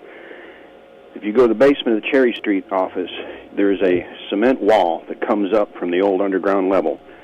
There's a gap down there. That wall drops down about 6-7 feet. There's a gap about 4 or 5 feet and an old sliding door. Kind of looks like a loading dock door or something. When they had them, when you come up, say if you were to come out that sliding door from underground, you would have to come up about a 6-foot wall, go through a little kitchen area, and then walk around into an office area. They had a motion detector in that office area. Right after they first redid that whole nice office thing, they started having problems with the motion detector going off at night. And I was pretty close to Charlie, and he was looking, trying to figure out, and that sliding door would be open. He's trying to figure out how people are getting in. There's no handle in there. They've got it.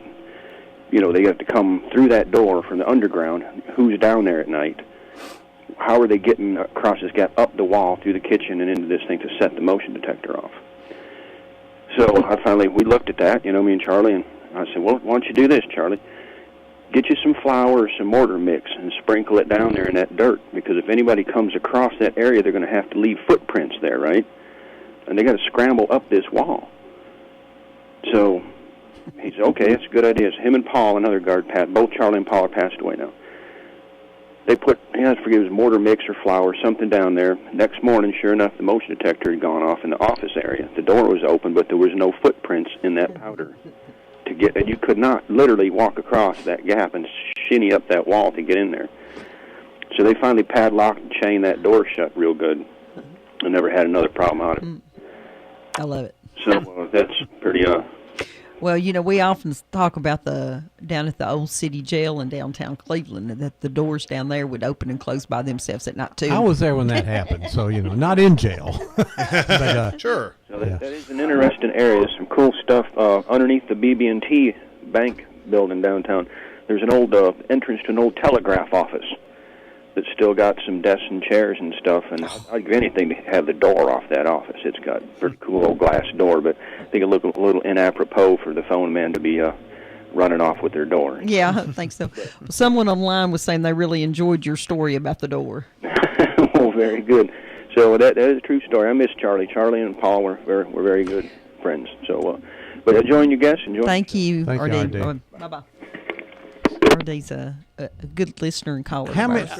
Is there a count of how many feet, miles, streets that were put under raised? No, and like I said, there may be more you don't know, or maybe less than what everybody thinks. And we've talked. I've been down in a couple of these with Nick Honerkamp, who is an archaeologist with UTC, and we were in a couple recently, and we're kind of commenting that, in my mind, what would be wonderful is if someone could do, what would be a more scientific study of, really trying to go down in building after building and see what's there and what is in.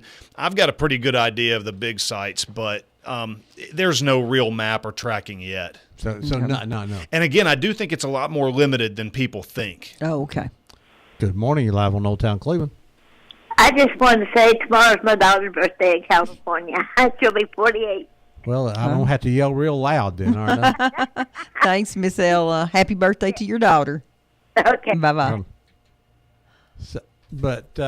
Knoxville has some of this too. Is it about the same that we have here? I think you could say it's somewhat similar. I know they've preserved that one area as you're down by the old Lawson McGee Library and the old, I think it's the White Lily building, that you can look down into and see where the streets were built up. Mm-hmm. I think there's a different reason for theirs, and I'd have to go back and remind myself. But I don't know that it was as much of we've got flooding problems and so we need to build up the streets, which was really what the whole purpose of ours was. Right. But Knoxville's got a little bit of that too. But again, it's kind of hilly too. It may be to eliminate some of the hills when travel was a little harder. Sure. And so, it's one of those, though. It certainly captivates the imagination. And I think in some of these, though, I think the concept that it's a catacomb like the Roman catacombs of Rome. It's not. It's basements.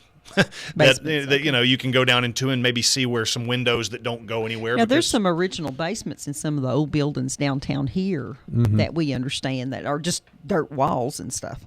The dirt floors, particularly. Dirt floors, sure.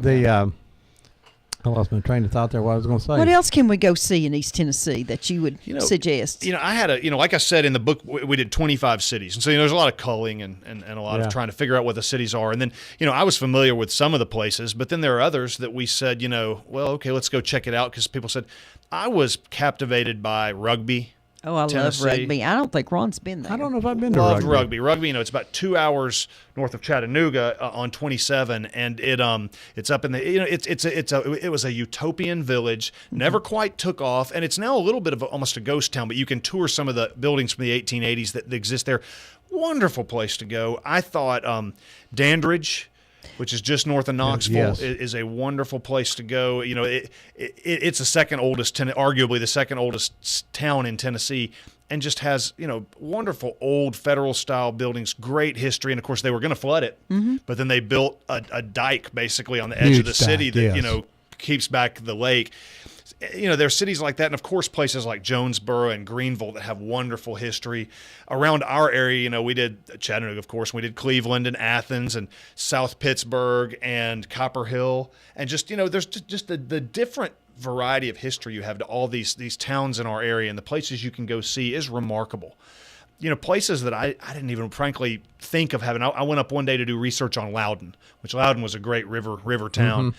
And I went to Lenoir City to meet with a guy at the thing there, and he said, "Have you thought about doing Lenoir City?" And I said, "Well, nah, I don't really." And he said, "Well, spend the afternoon riding around with me, and let me show you Lenoir City." Well, it's in the book because I was captivated by just the stories he was telling and the things he was showing me. And you just these little places you drive by on the interstate all the time and don't think a second thing about are amazing, and the stories we have are just amazing. You need to put us on your schedule and let me take you around Bradley County and show you off the beaten path stuff. Oh, I'd love to see off the beaten path Bradley County. And Ron will tell you I can drive and point out both windows at the same time. Well, that's a little scary. Deb done some research, and it's been added to the National Trail of Tears now, a house that Judge Martin lived in, and it's been moved across the street, but she actually has proven it now, and went to the National Trail of Tears meeting and got it put on the National big brown Trail of sign went up in front of it a few weeks ago. Well, wonderful. Congratulations. Thank you. That was really exciting to be out there in Oklahoma, and they said we have recognized 4 sites in America this year, and the Martin House was one of them. I was really excited to see that. Matter of fact, folks from the National Park Service were here this week to tour that house. It was interesting. She was trying out a car, and the salesman said, "Well, let me tell you about this," and started pointing out some things down around Black Fox area. Some young guy says, "Oh, well, while you drive, I'll let you drive the historic route and tell you all about it."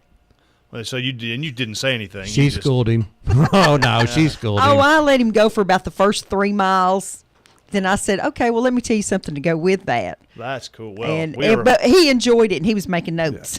Now I expect my tour then. Yeah. That's her great. nickname in town is the Graveyard Diva. Instead of the old lady out in the graveyard, she's the Graveyard Diva. And I don't know how she remembers where everybody in Bradley County is buried. That's cool. I mean, she just goes, "Well, if you're in this family, you have to be in this cemetery, and some of the amazing things that we went up the other day in Calhoun. Mm-hmm. Calhoun and Charleston are getting themselves on the map. Good. The National Park Service has now recognized them as being a very important place on the Trail of Tears, obviously. Sure. That's where 17,000 people left from. But there will be driving tours in Charleston to take you to 16 sites where the housing pens were, all the sites associated. Rattlesnake Springs. Springs and all that. And all that's still on private property, but a lot of it is untouched. Well, that's just relatively untouched. That's great, and I love that they're doing these tours and all. I think it's a great way for people to get out, and I love the cemeteries. We've got 3 or 4 historic cemeteries, particularly Forest Hills and the National Cemetery in Chattanooga. Yes. You've got to be of a certain mindset to enjoy piddling around a cemetery. It's like being in a library if you know what you're looking for. When we went up to Charleston a few weeks ago, and they put markers. The Historical Society in Charleston and Calhoun put markers on 5 or 6 graves. Was it, Ron? 7 soldiers from the War of 1812 are buried in that cemetery. Yeah. And somebody did the greatest thing. They took the little flags like you mark water lines and things with, of different colors. Everybody in the cemetery that's related to this person was marked with a little green flag, and everybody related to this, and it was absolutely. Ron was amazed. That's cool. That's it really takes cool. a lot to impress Ron in the cemetery. Yeah. Good morning, live on Old Town Cleveland. Hey, Ron. Yeah. Tell Debbie she needs to go to Piney Grove Cemetery, 30 in Athens. Okay. There are a lot of World War I, II, civil veterans up there. Piney Grove, I'll do it. Thank you, Anna. On Highway 30, right? Yes. Okay. Yeah, Ron's making sure because he knows I want to go. Thank you. Bye-bye. Bye-bye. I thought it was pretty neat. I do a lot of presentations to 5th grades in Bradley County and talk about the local history. They read all that stuff in the book, but I can tell them the house they drive by on the bus in the afternoons from the early 1800s, and the parents love it. Yeah. But anyway, I did a presentation to fifth grade classroom. And the next day, the child brought in, I had talked to him about Silverdale Confederate Cemetery, and the young man brought in a newspaper article that showed that his great whatever grandpa was the sheriff of Hamilton County, had given that property for the cemetery to be preserved. So I thought that was good. Good morning, live on Old Town Cleveland. Ron, this Bob Judge, y'all are not on the radio. We're not on the radio. Huh? We're not on the radio? No, I've been trying to listen, but you're not on. Okay, thank you, Bob. Did you turn the radio on? What about that? Try that, Bob. Okay. Bye-bye. We'll check on that. Thanks. Hey, Ron. Yeah.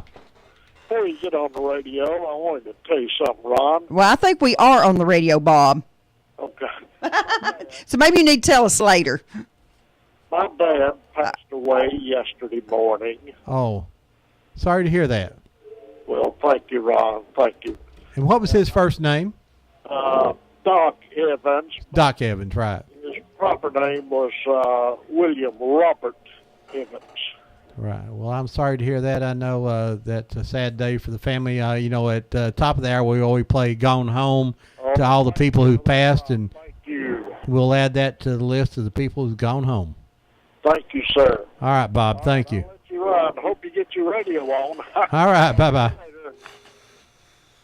Well, usually people would call if we weren't on air, so. Keep talking. All right, we will.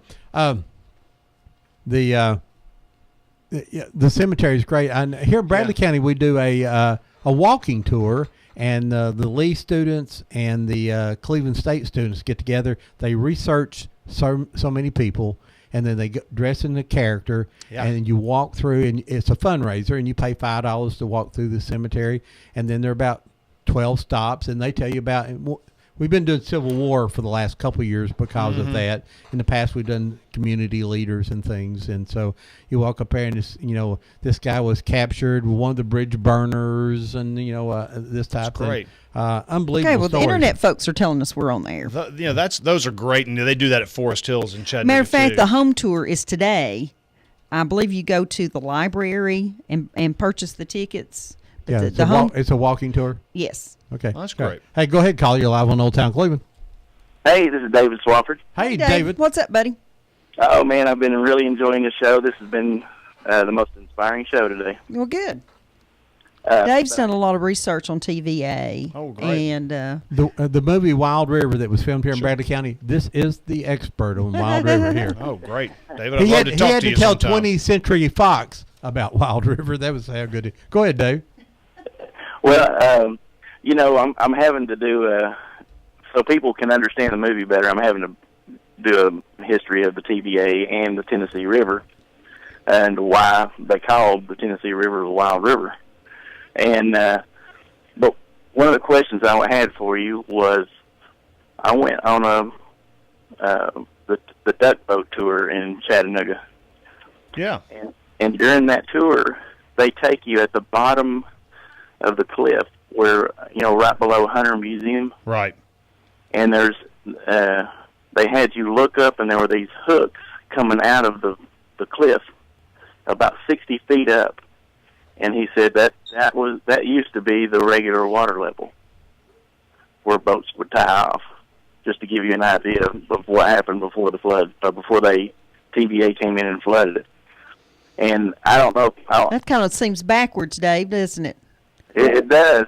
And that's what confused me about it. And now I wanted to ask you if I misunderstood him or.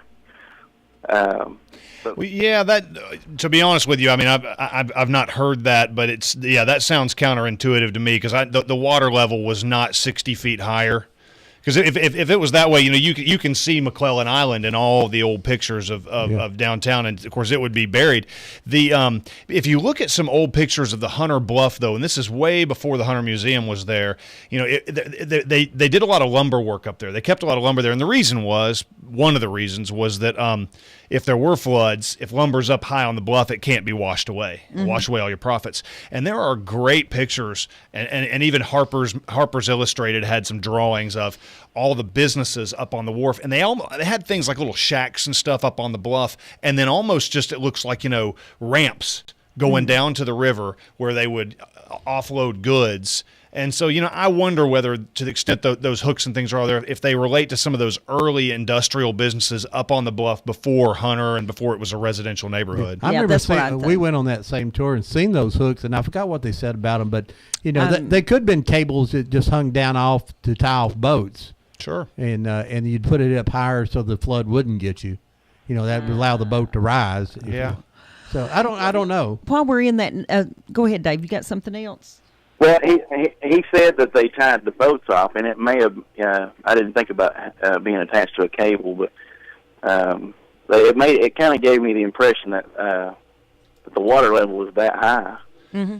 If it's that high, there was a real. McClellan Island was underwater for about 40 feet. I kind of thought that it was for ladders or some kind of device to get up and down or something like that. Like I say, they probably could have tied off, but they've been It a could cable have hanging been down. for a cable to go from there across the river for a ferry too, or something. I don't know. Where would the ferry land? Oh, well, that's true. You got to land somewhere. They climb up those ladders. I don't know, Dave, but that's interesting. All right. Well, thank you very much. Hey, thank you, Dave. Hey, and we're looking forward to your book. Yeah, we'll see you today. Bye-bye. Bye-bye. He's going to come to the little award ceremony I'm having today. You talked about the streetcars down there. What was the gentleman who started the streetcar business? Well, there were there were several fitful starts and stops to the streetcar business. Now my favorite was a guy, and his nickname was Fatty Harris. Mm-hmm. And he was from Atlanta, and he founded either the first or one of the first streetcar lines. And it started, down at it came along Market Street, and they said it turned around basically where the choo-choo is now.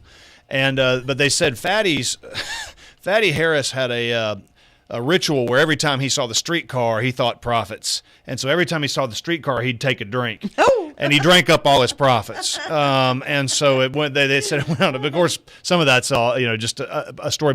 But there were several times when they tried one. Some Union veterans tried one, and it didn't. And then at some point there was enough need that it took off. And I can't remember who the last person was. The reason I asked that, I think the guy who started that and later became in a bus line and all that, but he was one of the original people who started the Tennessee Electric Power Company, which was Caney Creek, Ocoee Dam, built Hell's Bar originally. And it seemed like it's Cone or something. I've read it. Oh, now Joe Conguile was there you are, the Joe individual Conguile. who was and I know he was really instrumental in the Hales Bar Dam, of course, and was involved with that. And he's an interesting figure, and you can still go see his house. And you had mentioned places you can go for free. Now, you can't go in his house, but I'll tell you one that just had slipped my mind till now is Fort Wood Historic District, right next to UTC in Chattanooga. It's Victorian-era collection of buildings. Great big old homes, and some of them are residences still, some are other things. Now, his house is right towards the end of, I believe, Vine Street or Oak Street 1, and it's huge, and it's now, I think, a Masonic temple or something along those lines, but just a great old mansion. But yeah, what's the mayor's old house there? They turned into a bread and breakfast. I think it was Mayor Warner's house, and they just call it the mayor's mansion, I think is what they call it, and it's a B&B in a restaurant, and it's right there at the head of Fort Wood. That's a great. There's some great stories there that someone should run with and do something, a book or something of that area, because it's a great. But the guy that started, he was in streetcars and went on the incline too. I think the incline, but he recognized more power, so they went to Ocoee and built the dam there, and of course that went into the big lawsuit when TVA come in, and that's when the village Caney Creek disappeared there, and pretty interesting story there. But this is 1912, so these people were talking power. I think they first came through the valley up here in Polk County in 1909 and said, they didn't "Hey, deep gorge, narrow spot. Let's build a dam." They didn't. They just did. They didn't get easements for the power line to run to Chattanooga. They bought the property. So there's little titles. Titles to these little strips of land still through Bradley County. You can go back in the record books and see those. And it went from the dam to Hamilton County, and there's supposed to be a picture of the words Ocoee that's lit up on top of a building, a bank building in downtown Chattanooga when the power got there, and I can't find that picture. That's I neat. saw it once upon a time when I didn't need it, and then I searched for it for a year and a half and couldn't find it. I want to ask about where the water company's at in Chattanooga. I know that when I was doing my Confederate Voices book, there's a picture of the Indian mound Right. that used to be there, and that's where that you went to for R&R. Now, is part of that Amlico Highway went through the middle of it, obviously, and it seems like to me there's remnants of it on both sides of the road. Would you think that that's true, or was it all on the river side of the road? Well, it was called the Citico Mound, and it was a large Mississippian era, so around the 1500s era Indian mound, just right on the river, and they believe that if you when they did, to give you a little backstory, when they did the preparation for Heritage Landing development, they found a lot of artifacts. There were a lot around Amnicola. There were a lot on McClellan Island. But as the story goes, when they built what was at the time called Riverside Drive around 1915 or so, they tore it down. And even at that time, there were people who said, hey, this could be a great attraction. And now you think to yourself, if you think like as a history lover, like how do you think, good Lord, we could have had the best Indian additional mound around. attraction for people to come and see that. We just... Now, did they call that Dixie Highway? Is that Dixie Highway? That is not a part of the Dixie Highway. Okay, But the 'cause Dixie Highway was in Chattanooga. But It is in Chattanooga. There's a report where they took down mounds to build the Dixie I'm sure Highway they too. did. I'm sure they Oh, did. yeah, there are mounds going on. So all the time. if you want to kind of get an idea where that site is, of course, it's right there at the water company where the tower is with the little man with the hard hat on. And I'll tell you, just when they were building where the Boathouse restaurant is, Yes. they found two skeletons that may have been part of that. And so what they did at that time was to sort of rebury them there and build sort of around it. So we know that entire site was part of this Mississippian side of the kingdom. river, yeah. Sure. And so there are a lot of artifacts there, and that's a great way. And one of those that you kind of now you kick yourself in regret that they did that, but they If you want to see a really road. small mound, folks, if you'll go down Amlicola Highway, you'll see Lost Mound Road, and they're at a oatmeal factory or something. I mean, there's some factory there, and there's this tiny little mound, about the size of a normal size room in a house or something, and that's, I guess, all that's left of a bigger mound, or it may be all the mound. And they think they say that's a woodland era mound, and the woodland era is more like I think 900 AD. So you're 600 years earlier, a little less of an advanced civilization, I guess you'd say. And so but it's neat to see that, and that is one, and it's surrounded by fence. I mean, you can't go like play on it or anything, but it's a neat thing to see, and they've got some interpretive signs, and so it's a great. That's something little to piece of drive by history. and look at, and then on over the bridge that you can drive across to the north side. I think there's a mound right there on the north, in a parking lot at a hotel or something. Well, I don't know. You have stumped me then. I believe so. well, now on the north end of the bridge, as we drive on the along, left-hand side. you get near water. We see mounds all the time. We know They're where, all over and Bradley we County. Well, they're everywhere in this area. And we don't talk much about it on the radio because people have this stupid idea that you should go out and dig and see what's in them, and that would be like going up to Fort Hill Cemetery and digging up anybody else's grave. You don't need to be digging in it. And it's also illegal. Yeah, very illegal. In a subdivision here in Bradley County, Princeton Hills, is I believe the name of it. I don't know why it's Princeton Hills, because it's Princeton Heights, might be, because it's not on a hill. It went in and there was a large earth and found out that it was a mound. So what the developer did, he stopped, left the center of the subdivision, the mound, and built houses around it. And so now there's a mound with a walking trail on top of it and a subdivision here. Very, very honored and Well, best I you think can that's do. Good. I think it is. And I he think let that's neat. the Native Americans come, and they camped out on top of that mound, and they stayed there till the last bulldozer left, and so that they could feel assured that it was and treated they did with find dignity. some remains out in the other areas. Native and they- Americans reinterred them. Yeah, there in the mound. So, Well, hey, good. go ahead, caller. You're live on Old Town Cleveland. Yeah, that's T. Bandy. Hey, Mr. T, what's up, buddy? I got a fish truck coming the 16th. The 16th, and what day of the week is that? A Friday? That's on a Friday at 11 till 12. All righty. I need all the orders I can get. Okay, 478-2405 if you need to order some fish, and you'd pick them up. Now, this is not Long John Silverfish. Folks. If you have a pond or a lake This is what you get. And what you got? Grass carp and what all you got?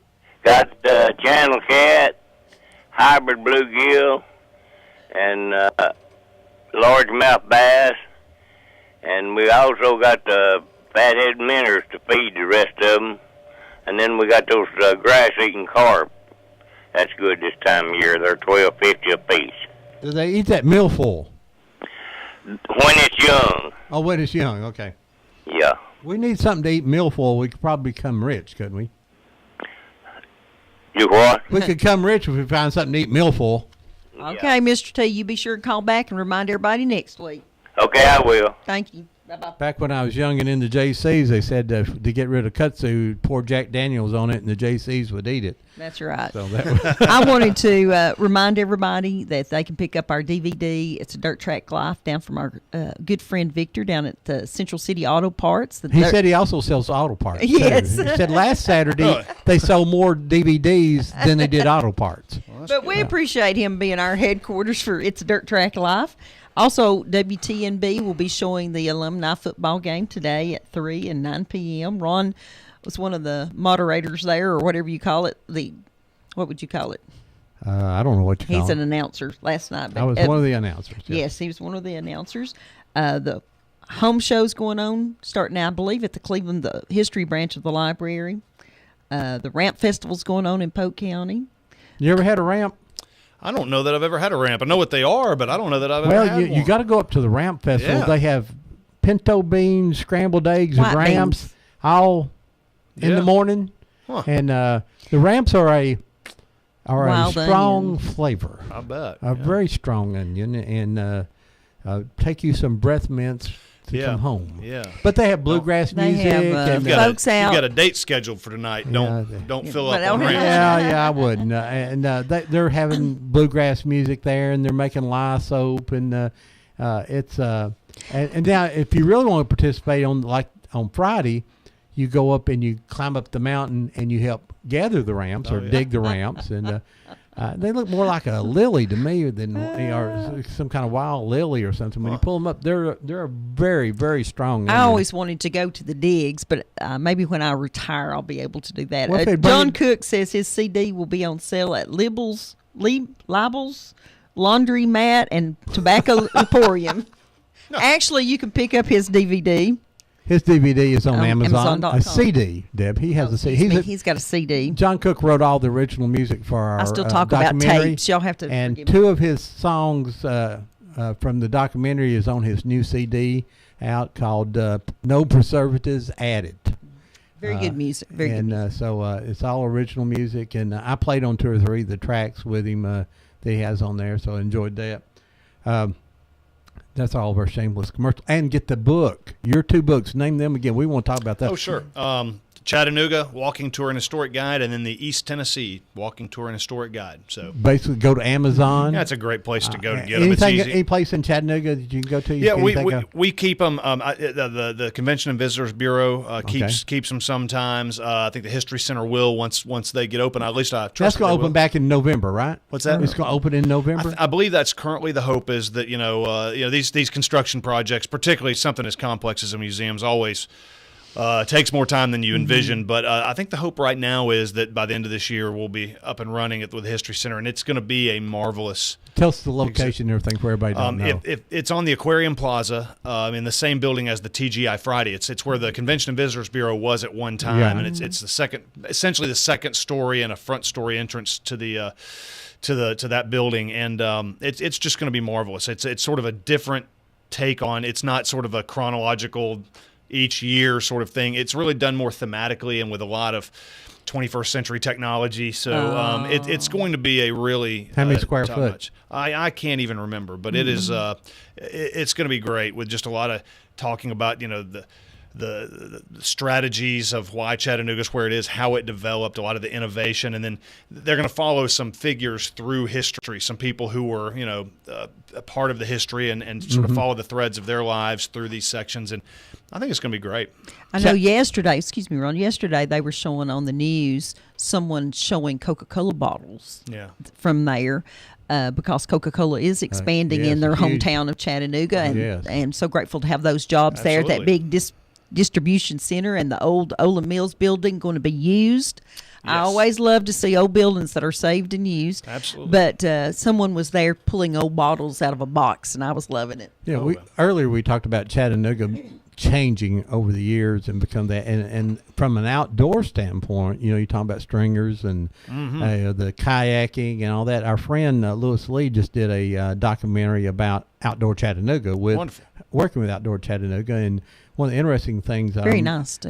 He won an award at the film festival that they had down in Chattanooga. Great. They showed the news, and Walter Cronkite said the dirtiest city in America. 1969. Now, there was one problem with that graphic. They had the little dot on Tennessee right over at Lynchburg. And of course, when they that's fine. The entire audience just cracked up and things, saying that Walter Cronkite needed to get a better lesson. But I remember when Chattanooga was named the dirtiest city in America, and you could see the sky, not the blue part, the yellow part, right, and the smoke part. It was filthy. Sure. The old industry that you talked about was part of the blame. Chattanooga grew as a dynamo of Dixie, and that had environmental repercussions. Rolling mill. Where was that? The old rolling mill was, and there's really no vestige of it left, but it was on the river, and it was on. If you're standing downtown and you're looking at Cameron Hill, it was on the other side of Cameron Hill, so it was wrapping around on Amnicola, sort of where Alstom and those industries are now. It was down in that area and employed about 500 people, I think, at its height, largest industry in the city.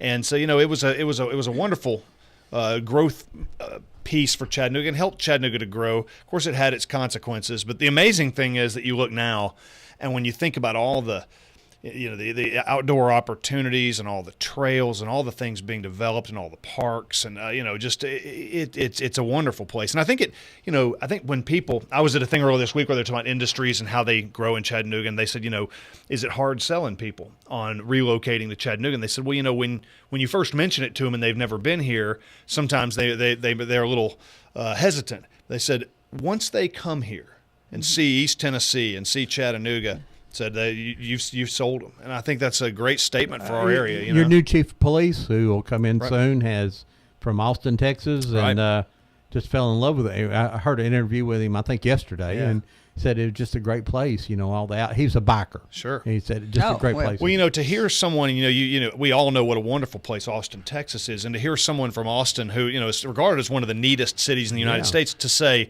I was so taken with Chattanooga, I wanted to move here. I mean, that's all you need to say, right? I was really concerned that he was saying that in April when everything's yellow, but our pollen's incredible here. It is.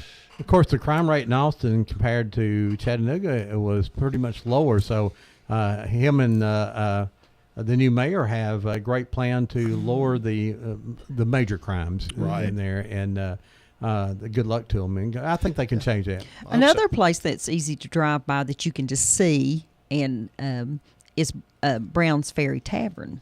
It's great. That's one of the Cherokee homes I mentioned earlier. It's built in 1803, right there as you're heading towards Elder Mountain or past the road to Elder Mountain. Matter of fact, I think it's for sale right now. Does it? Yeah. The older lady that owned it, Miss Franks had kept it beautifully, and I was hoping the National Park Service would come on that side of the river and buy it, but they haven't done that. I don't know. They may have their hands full as it stands, but yeah, that is a wonderful site. You can't, as it stands, you can't go tour it, but you can see it from the road and you can drive by, and it gives you an idea. That was he operated a ferry there that crossed from that location across the river to Moccasin Bend.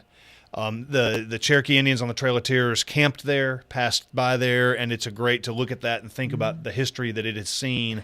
And then Civil War did the same thing. Yeah. Good morning. You're live on Old Town Cleveland. Morning, Ron. Morning. Hey, Neil. What's up, buddy? I'm enjoying the show, of course. I'm sure I remember a few years back, I've lost track of time, particularly since I've retired, but it was on maybe... Hey, Neil, if the fat newspaper is in the driveway, it's time to go to church. That's how you keep up with it when you retire. Okay. Boy, I'm talking about years. Oh, okay. But I think it was on WTCI. They did a little documentary on underground Chattanooga, and it was fascinating then, and it still fascinates me. I was wondering if your guest happens to know where the Nyberg automobile plant was located there in Chattanooga. I am not 100%. The Nyberg was produced, I think, around 1911, and it was a car manufactured in Chattanooga. Now, I am not 100% sure where the facility was that made them. Yeah. But, there are, as I understand it, there are, and I hope I've got this right, there are 3 in existence today. Has two. And the 2 of them are at Corky Coker's place, and 1 I think is in Colorado. But I'm not exactly sure where the facility was. I'm sure you can go back in the old directories and find it quite easily. Enjoying the show, and Debbie, I'll see you later this afternoon. Thank you. Neil and his family will be coming to my award ceremony. Let me just mention that. Yes. Down at the First, congratulations. Thank you. First Presbyterian Church, which is the old, I always called it the old Civil War Church, which is right next to the mausoleum downtown. You have St. Luke's, the mausoleum, and then the church I'm talking about. It's going to be at 2:00 if anybody would like to drop in. The UDC. What did you just get, Deb? I just got an award. Oh, what did I just get? I got a bag full of really stinky things, and they're ramps. Yeah, these are for Mr. Nicely here. Our guest brought in you some ramps to take home to fix. Well. Let me hold up. Whoa. They're strong. They are. Well, good. Well, we always worry when somebody carries in a brown paper bag here. Now, you know what? with an agricultural product? Yes. Since you're from the South, you know what good old cornbread is. Oh, yeah. Not that sweet cornbread. Now, the festival's going on right now, you know. Yes. In South Pittsburgh. See what the leaf looks sort of, it's just a wild, you wouldn't think that's an onion, or I don't know, I guess it is in the onion family. But you take those and chop those up and put that in your white beans and your cornbread, and you'll have a very good meal. Well, that's cool. And have Listerine later on. Yeah. Again, not right before prom. Yes. Good morning, live on Old Town Cleveland. This is Lisa again. Yes, ma'am. Pardon my ignorance, but what is a rolling mill? Oh, a rolling mill. Well, I'm glad you asked. Thanks, and I'm sorry I wasn't clearer on that. A rolling mill was a business tied into the railroad, and during the Civil War, as you might have guessed, a lot of railroad track was either worn out or destroyed purposefully by the various armies. And what a rolling mill did, it did 2 things. It manufactured railroad rails, and then it also would repair damaged railroad rails. And that was a big industry at the end of the Civil War. There were only 3 in the South. One was at Richmond, one was in Atlanta, and then the third ended up being in Chattanooga. But because of the war, the ones in Richmond and Atlanta were slow to reopen. So Chattanooga, and it was owned partially by John T. Wilder from Wilder's Tower and several other northern investors. And it was a huge business right after the Civil War for the area and for Chattanooga. And I've always referred to it as sort of the acorn from which the dynamo of Dixie grew.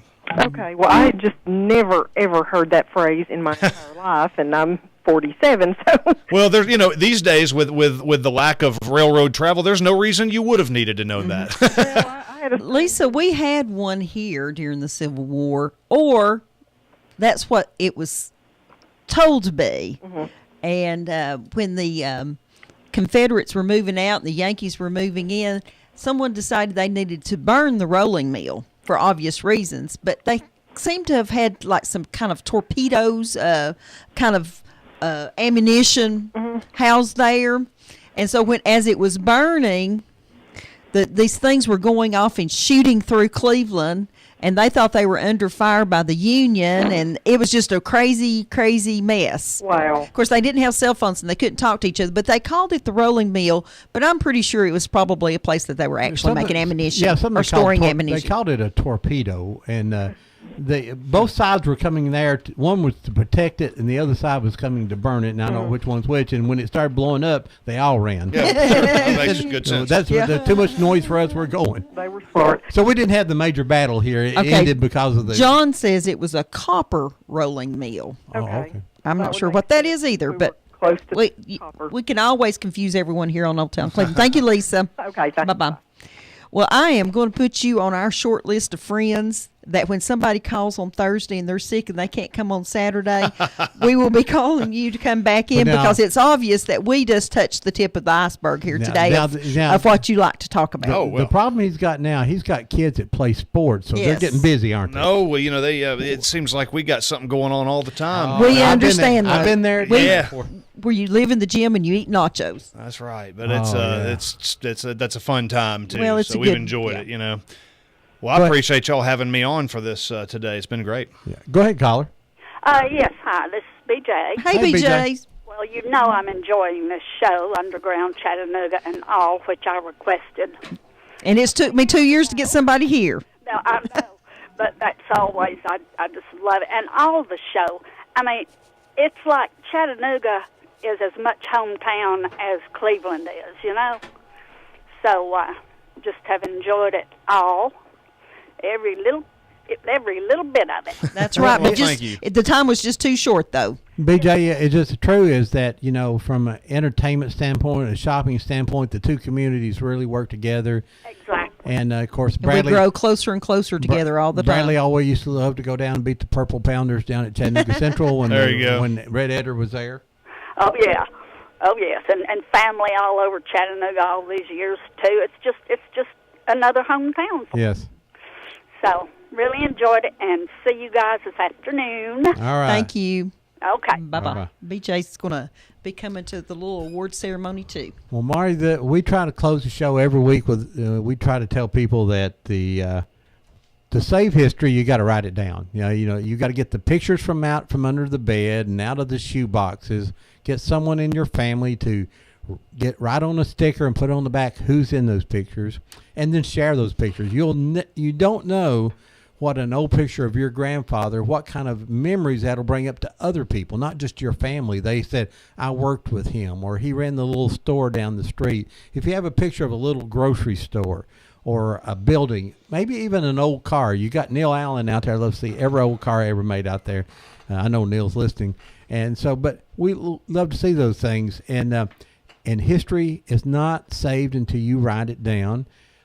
Get out your cell phone, get out a video camera, find your grandfather, your grandmother, aunts and uncles, the old man down the street, and record them. That's one of my favorite things in the world is the recording my cousin did of my grandfather just before he died, and just to play it on, to hear his voice again is amazing. Well, let me give you just two quick things on that. Is there is a thing in Chattanooga, and I can't remember the name, but it's a thing where you can take old historic photos and you can just take them in a shoebox if you want, and they will sift through and they will archive them and make them available on the internet for other people to view, and which would be a great way to preserve them. You also people with great old historical stories. I know the Chattanooga History Center has been doing a whole project that they will continue doing after they open as well, of oral histories where people can come in and tell their oral histories. So if you're interested in doing that or want to learn more about it, you can contact the Chattanooga History Center and ask. You know, it is important to preserve our history. It's what makes us unique, and I appreciate all that y'all are clearly doing in locating, identifying, and preserving and popularizing this history. And I hope people who are interested in doing it, you know, it's I hesitate. It's easy to do, but it's readily there, and it's a lot of fun, and I've thoroughly enjoyed getting to know more about our area where we live. So well, it's good to see what you've done there too. You know, Cleveland State does a similar type thing here. They have you can take your pictures there and scan them. And if you don't want to go out there, come to Whoop Radio here on Saturday morning. Give us a shoebox, and we'll scan them and we'll share them with people because we love to. Right now, our house looks like a museum of dirt track racing. And we always say we'll always remember about Pearl Harbor, but Deb. Will we remember Aunt Pearl? All right. Folks. See you guys next week. We'll I believe we're going to have the firemen on next week. It's firemen, and then after that, we're going to have the Cleveland Hotel and the Teddy Bear Restaurant. Now, I know everybody remembers the Teddy Bear. We'll see you. Bye-bye. Bye-bye.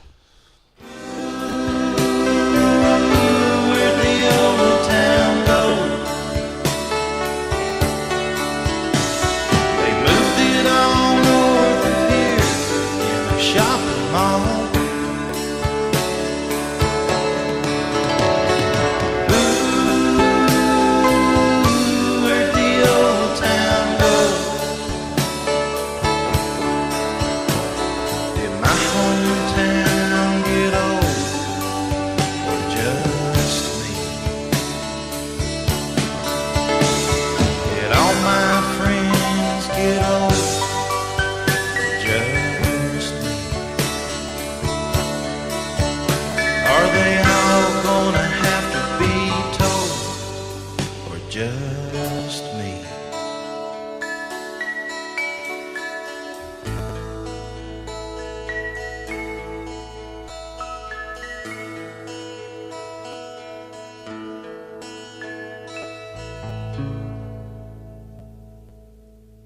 You are listening to WOOP-LP, Cleveland, Tennessee. WOOP FM is a broadcasting service of the Traditional Music Resource Center, and we play America's original music.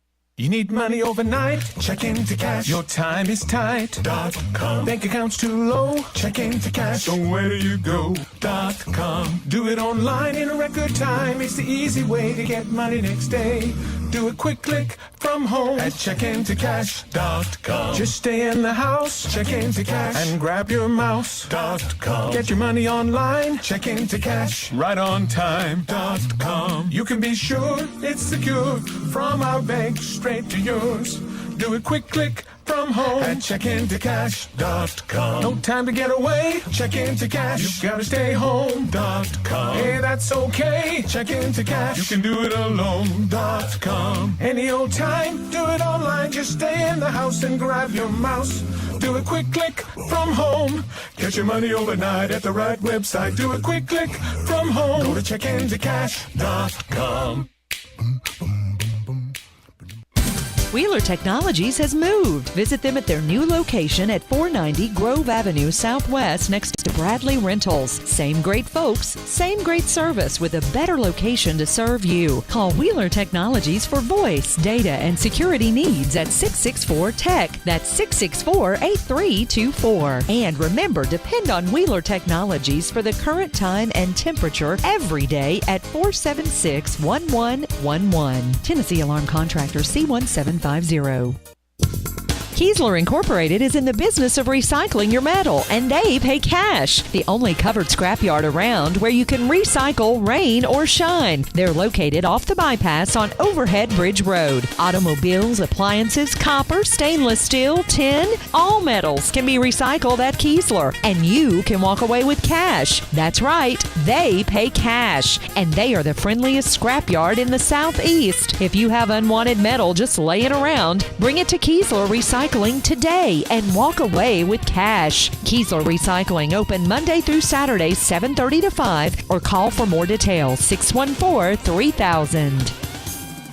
I'm Sandra Knight, and I want to bring my 18 years of experience as the Bradley County engineer to work for you as the road superintendent. I recently received an incredible endorsement from the current road superintendent, Tom Collins, who's retiring from this position. I'm excited about the new possibilities this job can bring and look forward to bringing my knowledge and work ethic to this position. I want to continue to move Bradley County forward and maintain our county road system. I'm asking for your vote for county road superintendent. Please participate in early voting or come by on Election Day, May the 6th, when this race will be decided. Make the right choice and put my experience and dedication to work for you. Paid for by the committee to elect Sandra Knight, County Road Superintendent, Tina Bishop, Treasurer. In the nation, we're behind you 100%. Add brand new belongings from Nationwide Insurance, and we'll replace stolen or destroyed items with brand new versions. Call Eric Neff, Nationwide Insurance, Brian Norton Agency, downtown Cleveland, 599-1026. Nationwide is on your side. Optional feature exclusions and limits apply. Damaged items may be repaired. Consult policy language for specifics. Nationwide Mutual Insurance Company and Affiliates, Columbus, Ohio. As candidate for criminal court judge, I am seeking your vote on